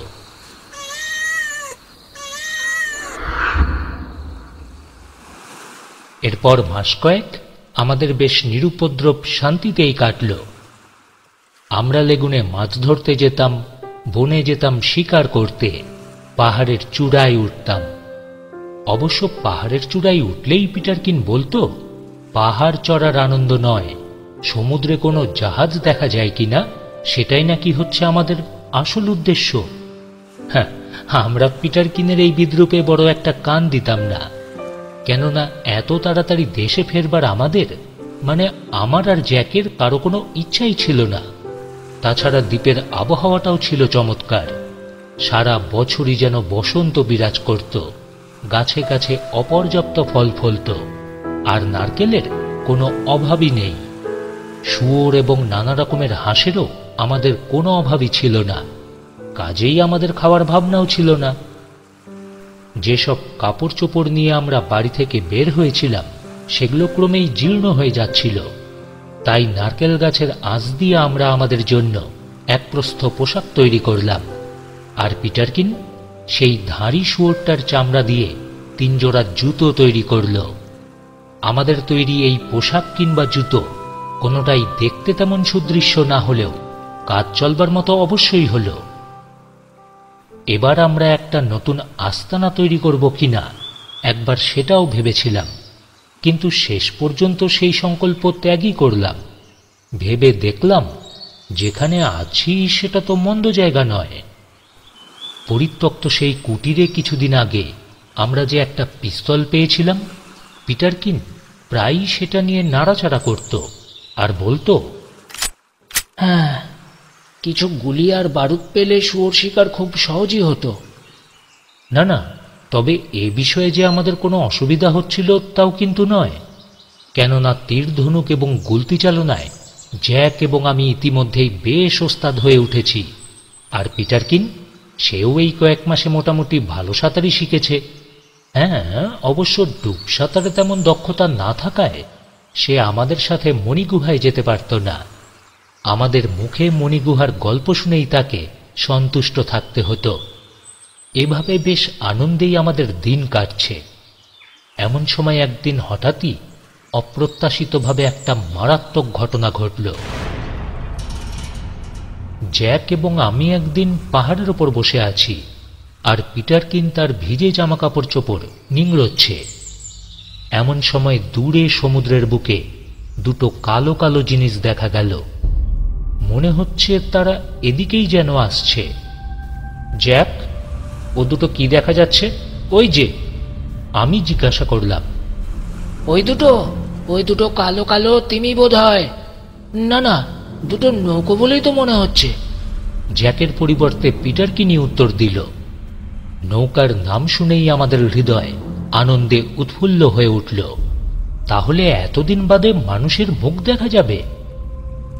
জ্যাকও একদৃষ্টে ওই দিকেই চেয়েছিল, বলল, র্যাল্ফ, পিটারকিনের অনুমানই বোধহয় ঠিক। নৌকায় বটে, তবে দেশীয় কেন বলেই তো মনে হচ্ছে। জ্যাক যে ইতিমধ্যেই খুব উদ্বিগ্ন হয়ে উঠেছে তা তার মুখ দেখেই বুঝতে পারলাম, তার কথাতেও তা প্রকাশ পেল। সে বলল, জানো, দক্ষিণ সাগরের এই দ্বীপগুলোর অধিবাসীরা তারা প্রত্যেকেই হিংস্র নরখাদক। বিদেশিরা তাদের হাত থেকে বড় একটা রেহাই পায় না। তারা যদি এই দ্বীপে সত্যি এসেই নামে, তবে তার আগেই আমাদের লুকিয়ে থাকবার ব্যবস্থাও করতে হবে। জ্যাকের কথা শেষ হবার সঙ্গে সঙ্গেই আমরা তাড়াতাড়ি একটা ঝোপের আড়ালে গিয়ে আত্মগোপন করলাম। উপযুক্ত অস্ত্রশস্ত্রের অভাবে আমরা কিভাবে আত্মরক্ষা করব, একথা বলতেই জ্যাক ভরসা দিয়ে বলল, সে চিন্তা করে লাভ নেই। আমাদের যা লাঠি সোটা আছে তা দিয়েই দরকার হলে ওদের সঙ্গে লড়াই করতে হবে। পিটারকিন তার নিজের খেয়ালে নানা মাপের অনেকগুলো লাঠি বানিয়েছিল। আমরা তার থেকে পছন্দমতো 3টে মোটা লাঠি বেছে নিয়ে পাহাড়ের আড়ালে লুকিয়ে রইলাম। সেখান থেকে কেন দুটোর গতিবিধি আমরা দেখতে পাব, অথচ তারা আমাদের দেখতে পাবে না। খানিকক্ষণের ভেতরেই কেন দুটো প্রথমে এসে লেগুনে ঢুকল, আর তারপরই তীরের দিকে এগোতে লাগল। প্রথম ক্যানোতে স্ত্রী পুরুষ মিলিয়ে প্রায় 40 জন তো হবেই, আর পিছনের ক্যানোতে শুধুমাত্র পুরুষরা, তাদের সংখ্যাও প্রায় 40। তবে তাদের হাতে অস্ত্রশস্ত্রই বেশি, আর দেখলেই মনে হয় তারা যুদ্ধের সাজে সজ্জিত। দুটো ক্যানোরই বিদ্যুৎ গতি। পেছনেরটা আগেরটাকে ধরবার জন্য আপ্রাণ চেষ্টা করেও নিষ্ফল হল। পিছনের ক্যানোটা তীরে এসে ভিড়তেই আরোহীরা হুড়মুড় করে পাড়ে নেমে পড়ল। 3 জন স্ত্রীলোক, তাদের মধ্যে 2 জনের কোলে আবার শিশু, তারা গিয়ে নিকটবর্তী ঝোপে আশ্রয় নিল। প্রথম ক্যানোর পুরুষরা লাঠি বল্লমার বড় বড় পাথর হাতে দ্বিতীয় ক্যানোকে আক্রমণ করবার জন্য তৈরি। এখন দ্বিতীয় ক্যানোর আরোহীরাও বেপরোয়া, ভয় ডরের লেশও তাদের মধ্যে দেখা গেল না। তারা প্রথম ক্যানোর আরোহীদের রণংদেহী ভাবকে সম্পূর্ণ অগ্রাহ্য করে তীরের দিকে এগোতে লাগল। দ্বিতীয় ক্যানো কাছাকাছি আসতেই প্রথম ক্যানোর আরোহীরা তাদের ওপর পাথর ছুঁড়তে লাগল। তাই দেখেই দ্বিতীয় ক্যানোর আরোহীরা তাদের ক্যানো তীরে ভেরবার অপেক্ষা না করেই হঠাৎই জলে লাফিয়ে পড়ল এবং প্রথম ক্যানোর আরোহীদের দিকে এগিয়ে আসতে লাগল। তারপরেই 2 দলের মধ্যে যে তুমুল যুদ্ধ শুরু হল তা বর্ণনাতীত। প্রত্যেকের হাতেই বিভিন্ন আকারের নানা রকমের লাঠি, আর তাই দিয়েই এক পক্ষ আর এক পক্ষের মাথা ফাটাচ্ছে। তারা অধিকাংশই উলঙ্গ, কাজেই যুদ্ধের উত্তেজনায় তারা যখন নাচতে লাগল তখন তাদের নররূপী রাক্ষস বলে মনে হতে লাগল। আক্রমণকারী দলের যে নেতা, তার বিরাট দেহ, মাথায় লম্বা কোকড়ানো চুল, গায়ের রং কয়লার মতো কালো, তার সারা শরীরে উল্কি, মুখটা লাল আর সাদা রঙে চিত্রিত। অপরপক্ষের দলপতিও এরই মতো বিরাট দেহ আর শক্তিমান। হঠাৎই প্রথম দলের নেতা দ্বিতীয় দলের নেতাকে আক্রমণ করে বসল।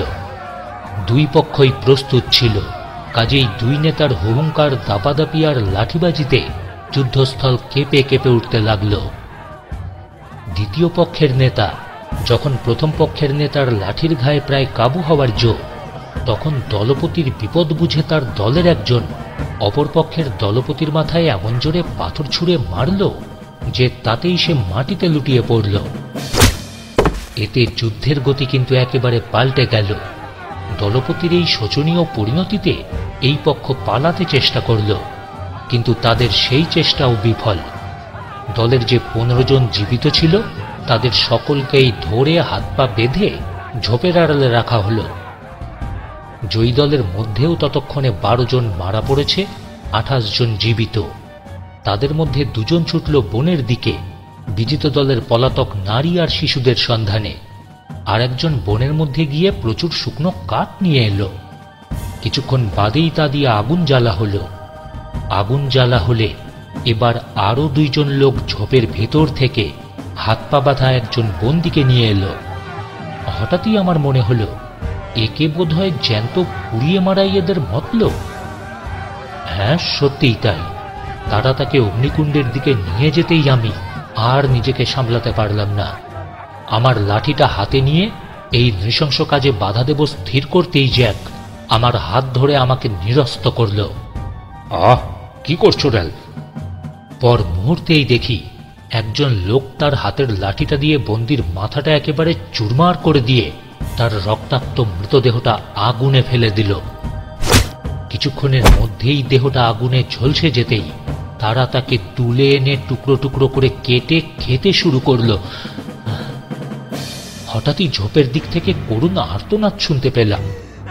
পর মুহূর্তেই আগের দুটি লোক টানতে টানতে পলাতকা স্ত্রীলোক তিনটিকে আর সঙ্গে তাদের কোলের শিশু দুটোকে নিয়ে এলো। এই নতুন স্ত্রীলোকটি অপেক্ষাকৃত অল্প বয়সের। তার চেহারা অনেকটা তার সঙ্গীদেরই মতো, নাকটা চ্যাপ্টা, ঠোঁটটা পুরু। তবুও তার গায়ের রং খানিকটা ফর্সা, তার চালচলনও অনেকটা মার্জিত। আমার মনে হলো সে বোধহয় অন্য গোষ্ঠীর মানুষ। তাদের তিনজনেরই পরনে খাটো কাপড়, কাঁধের ওপর এক ফালি ন্যাকড়ার মতো। তাদের মাথার চুল ঘন কৃষ্ণবর্ণ, কুঞ্চিত এবং খুবই ছোট করে ছাটা, অনেকটা ছেলেদেরই মতো। এদের ভাগ্যে যে কি আছে তা দেখবার জন্য যখন আমরা উৎকণ্ঠিত হয়ে আছি, তখন হঠাৎই দলপতি একটি স্ত্রীলোকের কোলের শিশুটিকে ছিনিয়ে নিয়ে সমুদ্রে ছুঁড়ে ফেলে দিল। নিরুপায় মা বাধা দেওয়ার অবসর পর্যন্ত পেল না। ঢেউয়ের দোলায় শিশুটিকে সঙ্গে সঙ্গেই তীরে ফিরিয়ে আনল। তখনও সে জীবিত আছে দেখতে পেলাম। এবার সেই অল্প বয়স্কা মেয়েটির পালা। দলপতি তাকে কি যেন একটা বলল, বুঝতে পারলাম না। মেয়েটিও তার কোনো জবাবই দিল না। এবার দলপতির আদেশে একেও আগুনে ফেলবার আয়োজন করতেই জ্যাক বলল, পিটারকিন, সঙ্গে তোমার ছুরিটা আছে কি? আছে। তাহলে এক কাজ করো, ছুরি নিয়ে তুমি আর র্যালফ ছুটে গিয়ে সমস্ত বন্দির বাঁধন কেটে দাও। চটপট চলে যাও, 1 মিনিটও দেরি করবে না। কথাটা বলেই জ্যাক একটা মোটা লাঠি হাতে নিয়ে এক লাফে ঘটনাস্থলে উপস্থিত। মেয়েটার মাথা ফাটাবার জন্য একটা লোক তখন তার হাতের লাঠি মাথার ওপর তুলেছে। এমন সময়ই জ্যাক বাঘের মতো তার উপর লাফিয়ে পড়ল।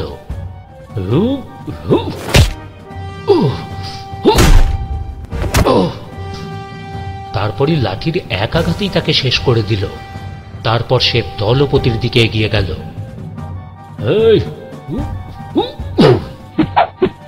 জ্যাকের হাতের লাঠি যদি তার মাথায় পড়ত তাহলে তাকেও আর বাঁচতে হতো না। কিন্তু সেও বিড়ালের মতো ক্ষিপ্র গতিতে একপাশে সরে আত্মরক্ষা করল। সাথে সাথে জ্যাকের মাথায় মারবার জন্য দলপতি তার লাঠি তুলল। এবার জ্যাকের আত্মরক্ষার পালা। জ্যাকের ভাগ্য ভালো যে দলপতির লোকেরা এ ব্যাপারে শুধু দর্শকের ভূমিকা নিয়েই দাঁড়িয়েছিল। তাদের স্থির বিশ্বাস ছিল যে এই যুদ্ধে জ্যাকের পরাজয় অবধারিত। তা না হলে জ্যাককে তারাও আক্রমণ করত, আর জ্যাকের আর রক্ষা পাবার কোনো আশাই ছিল না।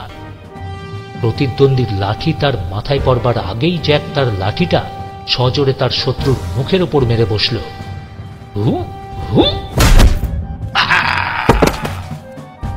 মারটা এত জোরে হয়েছিল যে দলপতির দুচোখ ছিটকে বেরিয়ে এলো। বেচারাও তার বিশাল দেহ নিয়ে কলা গাছের মতো ভূপতিত হল। এবার তার অনুচররা জ্যাককে 4 দিক থেকে ঘিরে ফেলল। তাদের প্রত্যেকের হাতেই উদ্যত লাঠি। সবারই লক্ষ্য তখন জ্যাকেরই মাথা।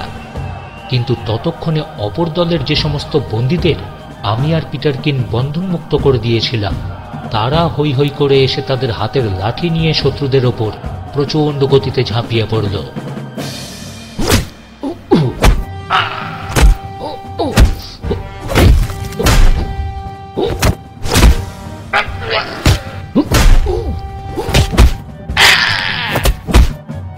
জ্যাকও তখন বেপরোয়াভাবে তার হাতের লাঠি চালাচ্ছে। আমরাও এসে তার সঙ্গে যোগ দিয়েছি। মিনিট 10 মধ্যেই শত্রুপক্ষ পরাজয় স্বীকার করতে বাধ্য হল। এবারের লড়াইতে শত্রুপক্ষের দলপতি সহ আরও কয়েকজন প্রাণ হারাল। বাকি যারা বেঁচে রইল এবার তাদের হাত পা বাঁধা হল।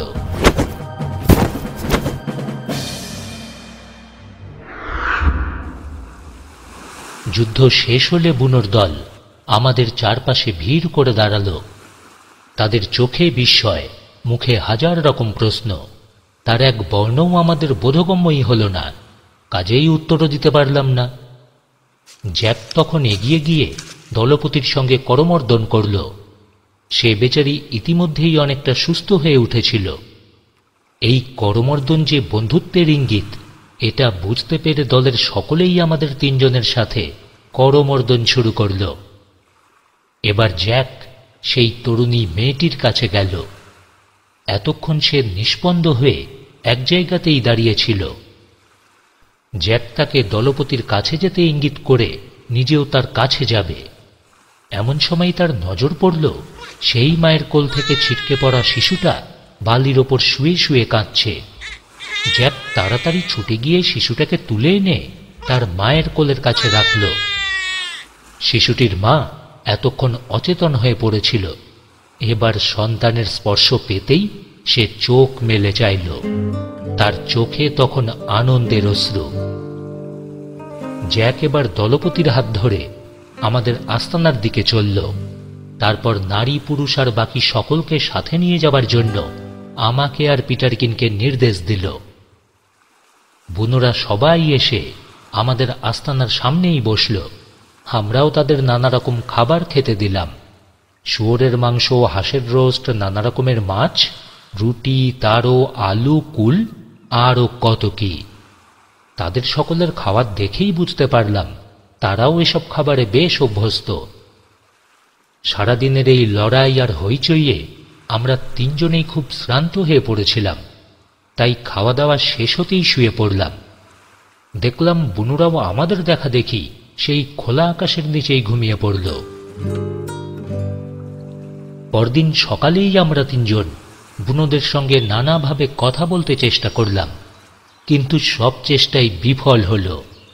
তখন এবার জ্যাক একটা বুদ্ধি বার করল। সে তার বুকের ওপর হাত রেখে বেশ পরিষ্কার ভাষায় বলল, জ্যাক, জ্যাক। আমার এবং পিটারকিনের বুকেও হাত রেখে আমাদের নাম বলল। Ralph, পিটারকিন, পিটারকিন, Ralph. বার তিনেক এরম করবার পরেই সে দলপতির বুকে হাত রেখে তার মুখের দিকে চাইল।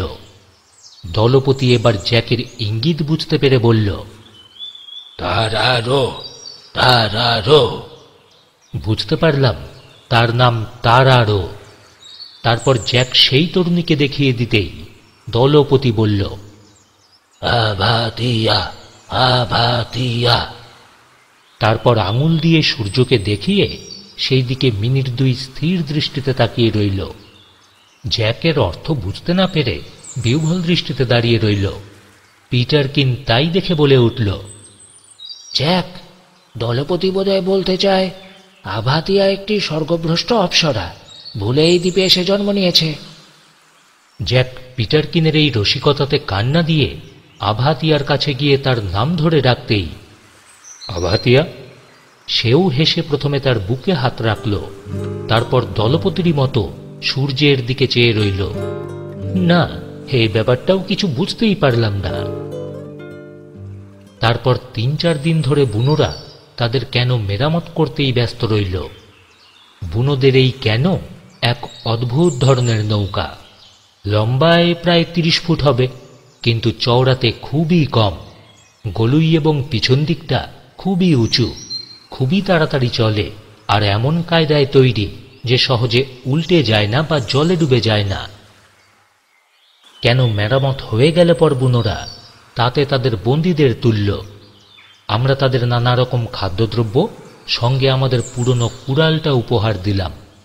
তাছাড়া এক টুকরো কাঠে আমাদের তিনজনের নাম লিখে একটা ছোট্ট দড়ি দলপতিকে উপহার দিলাম, আর দলপতি সেটা সসম্মানে তার গলাতেই ঝুলিয়ে নিল। তারপর অনেক রকম আকার ইঙ্গিত করে আমাদের যেন কি সব বলতে চাইল। হ্যাঁ, অনেক চেষ্টার পর বুঝতে পারলাম যে তারা তাদের দ্বীপে আমাদের যাবার জন্য আমন্ত্রণ করছে। আমরাও ইঙ্গিতে জানালাম আপাতত সেটা সম্ভব নয়। কেনতে উঠবার আগে আমরা আবারও দলপতির সঙ্গে করমর্দন করলাম। ভাবলাম এবার বোধহয় তারা বিদায় নেবে, কিন্তু দলপতি হঠাৎই এসে প্রথমে জ্যাকের, তারপরে আমার আর পিটারকিনের সঙ্গে নাক ঘষাঘষি করল। আর তাই দেখে দলের বাকি সবাই একে একে এসে আমাদের তিনজনের নাকে তাদের নাক ঘষল। সব শেষে এলো আভাতিয়া, সেও এসে আমাদের তিনজনের নাকের সাথে তার নাক ঘষল। হ্যাঁ, আমাদের এই এক বিচিত্র অভিজ্ঞতা হল। তার ঘণ্টাখানেকের মধ্যেই সমস্ত বুনোদের নিয়ে কেনটা ধীরে ধীরে আমাদের চোখের আড়ালে চলে গেল। বুনোরা চলে যাবার পর আমরা তাদের নিয়ে বেশ অনেকদিনই আলোচনা করেছি। তারপর সময়ের সাথে সাথে সেই আলোচনায় স্বভাবতই ভাটা পড়ল। শেষে সমস্ত ব্যাপারটাই যেন কেমন একটা দুঃস্বপ্নের মতোই স্মৃতি হয়েই রইল। একদিন আমরা মাছ ধরতে যাব বলে ঠিক করলাম। এই শুয়োরের মাংস আর হাঁসের রোস্ট খেয়ে খেয়ে মুখে যেন কেমন অরুচি হয়ে গেছে। সকলেরই মত মুখ একটু বদলানো দরকার। আমি আর জ্যাক পাহাড়ের নিচে বসে উকি মেরে মেরে চারদিকটা দেখছি। পিটারকিন পাহাড়ের উপর বসে রোদ পোয়াচ্ছে। হঠাৎই সে একটা লাফ দিয়ে নিচে নেমে এসে আমাদের বলল, Jack, Ralph, Jack, Jack, Ralph, Jack, দূরে সমুদ্রের বুকে আমি একটা পাল দেখতে পাচ্ছি। এসো এসো, দেখবে এসো। গিয়ে দেখি শুধু পালই নয়, জাহাজটাও দেখা যাচ্ছে। ঘণ্টাখানেকের মধ্যেই জাহাজটা প্রবাল প্রাচীরের কাছে এসে পাল নামিয়ে দিল। আমাদের তখনকার মনের অবস্থা তার বলবার নয়। পাছে জাহাজটা আমাদের দেখতে পায়, সেই ভাবনাতেই আমরা পাহাড়ের ওপর থেকে প্রাণপণে আমাদের জামা কাপড় ওড়াতে লাগলাম। আর কিছুক্ষণের মধ্যেই তার ফল ফলল বলেই মনে হলো। জাহাজ থেকে একটা নৌকো নামানো হলো এবং তীরে আসবার জন্য জাহাজেও একরকম ব্যস্ততা দেখতে পেলাম। হঠাৎই জাহাজের মাস্তুলে একটা কালো নিশান উঠল, তাতে দুটো হাড় আর একটা মরার মাথা আঁকা। ভয়ে আতঙ্কে আমরা পরস্পরের মুখের দিকে চাইলাম। জ্যাক বলল, এ কি, এ যে দেখছি বোম্বেটে জাহাজ।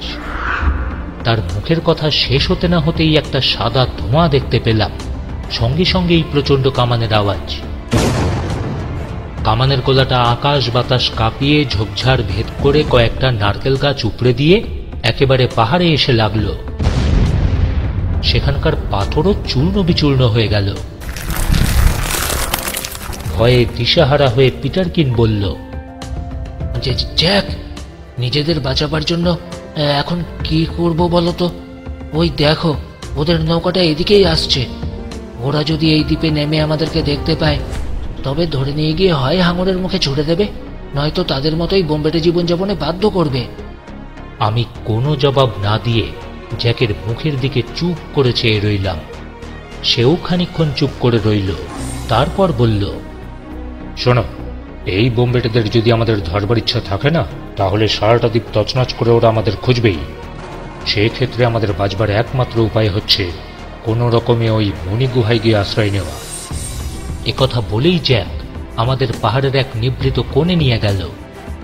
আমরা দেখতে পেলাম নৌকাতে যারা আছে তারা প্রত্যেকেই সশস্ত্র, আর নৌকাটাও প্রায় তীরের কাছাকাছি এসে পৌঁছেছে। একটু বাদেই তারা তীরে নামল, আমাদের আস্তানার দিকে রওনা হলো। তারপর কয়েক মুহূর্তের মধ্যেই তারা নৌকোতে ফিরে এলো। তাদের একজনের হাতে তখন আমাদের আদরের পুষি বিড়াল। লোকটা সমুদ্রের ধারে এসে বিড়ালটার লেজ ধরে তাকে সমুদ্রে ছুঁড়ে ফেলে দিল। তারপরই তারা নিজেদের মধ্যে সলা পরামর্শ করতে লাগল। এই কাণ্ড দেখে জ্যাক বলল, আমরা ধরা পড়লে আমাদের ভাগ্যে যে কি ঘটবে এর থেকে নিশ্চয়ই বুঝতে পারছো। যারা একটা অসহায় বিড়ালকে খেলার ছলে এরকম অনায়াসে মেরে ফেলতে পারে, তাদের কাছে আমাদের জীবনের দামই বা কতটুকু? হ্যাঁ রাল্ফ, পিটারকিন, কাজেই মণিগুহাতে আশ্রয় নেওয়া ছাড়া আমাদের অন্য কোনো গতি নেই। হ্যাঁ, মণিগুহায় যাওয়া? তাহলে তো আমার বাঁচার আর কোনো আশাই নেই জ্যাক, কারণ ডুবসাঁতারে সেখানে পৌঁছবার মতন দক্ষতা ক্ষমতা তার যে কোনোটাই আমার নেই, তা তো তোমরা জানো। পিটারকিন হতাশার সঙ্গেই বলল, শোনো পিটারকিন, যদি আমার ওপর ভরসা করতে পারো তাহলে আমি তোমাকে সেখানে নিয়ে যাওয়ার ব্যবস্থা করব, বললাম আমি। আমরা দেখলাম জলদস্যুর দল এবার চারদিকে ছড়িয়ে পড়ছে। তাই দেখে জ্যাক বলল, পিটারকিন, তুমি মন স্থির করে বলো, আমাদের সঙ্গে মণি ঘোয়াতে যাবে নাকি আমরা তোমার সঙ্গে মৃত্যুবরণ করব? যে জ্যাক, তুমি আর রাল্ফ মণিগুহায় গিয়ে লুকাও, আমার কথা ভেবো না, ওরা তো আমাকে মারতে নাও পারে না। তাও হতে পারে না পিটারকিন, মরতে হয় তিনজনেই মরব। এসো তবে লাঠি হাতে সবাই তৈরি হও, শেষ পর্যন্ত লড়ব। তারপর যদি মৃত্যু আসে তাহলে না হয় মরব। জ্যাক দৃঢ় স্বরে বলল, পিটারকিন, জ্যাক, আমাদের তবে মৃত্যুবরণ করতেই হবে, কারণ আমরা 3 জন, ওরা 5 জন, আর তাছাড়া ওরা প্রত্যেকেই সশস্ত্র। তখন পিটারকিন করুণ কণ্ঠে বলল, রাল্ফ, আমার জন্য তোমরা দুজনও প্রাণ দেবে, এটা একটা কথাই নয়। তো তবে চলো মণিগুহাতেই আশ্রয় নেই।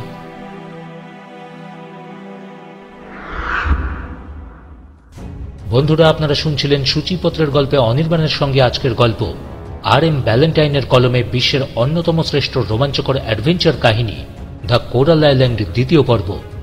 এখনো পর্যন্ত প্রথম এবং দ্বিতীয় পর্ব মিলে গল্পটা আপনাদের কেমন লাগছে অবশ্যই প্রতিবারের মতন আপনাদের মূল্যবান মতামতের অপেক্ষায় রইলাম। গল্প ভালো লাগলে লাইক করে দেবেন, সঙ্গে শেয়ার করে দেবেন আপনার প্রিয়জনদের সঙ্গে। আবারও বলবো, যে সকল প্রিয় শ্রোতা বন্ধুরা এখনো পর্যন্ত আমাদের চ্যানেলটি সাবস্ক্রাইব করেননি, প্লিজ সাবস্ক্রাইব করে দিন সূচিপত্রের গল্পকে আরও এরকম নতুন আর রোমাঞ্চকর কাহিনী শোনার জন্য। ও হ্যাঁ, সঙ্গে পাশের বেল আইকনটি প্রেস করতে যেন ভুল না হয় পরের গল্প বা পরের পর্বের নোটিফিকেশনের জন্য। ফিরছি কয়েকদিনের মধ্যেই গল্পের তৃতীয় তথা অন্তিম পর্বের সঙ্গে। ততদিন সকলে ভালো থাকুন, সকলকে সুস্থ রাখুন।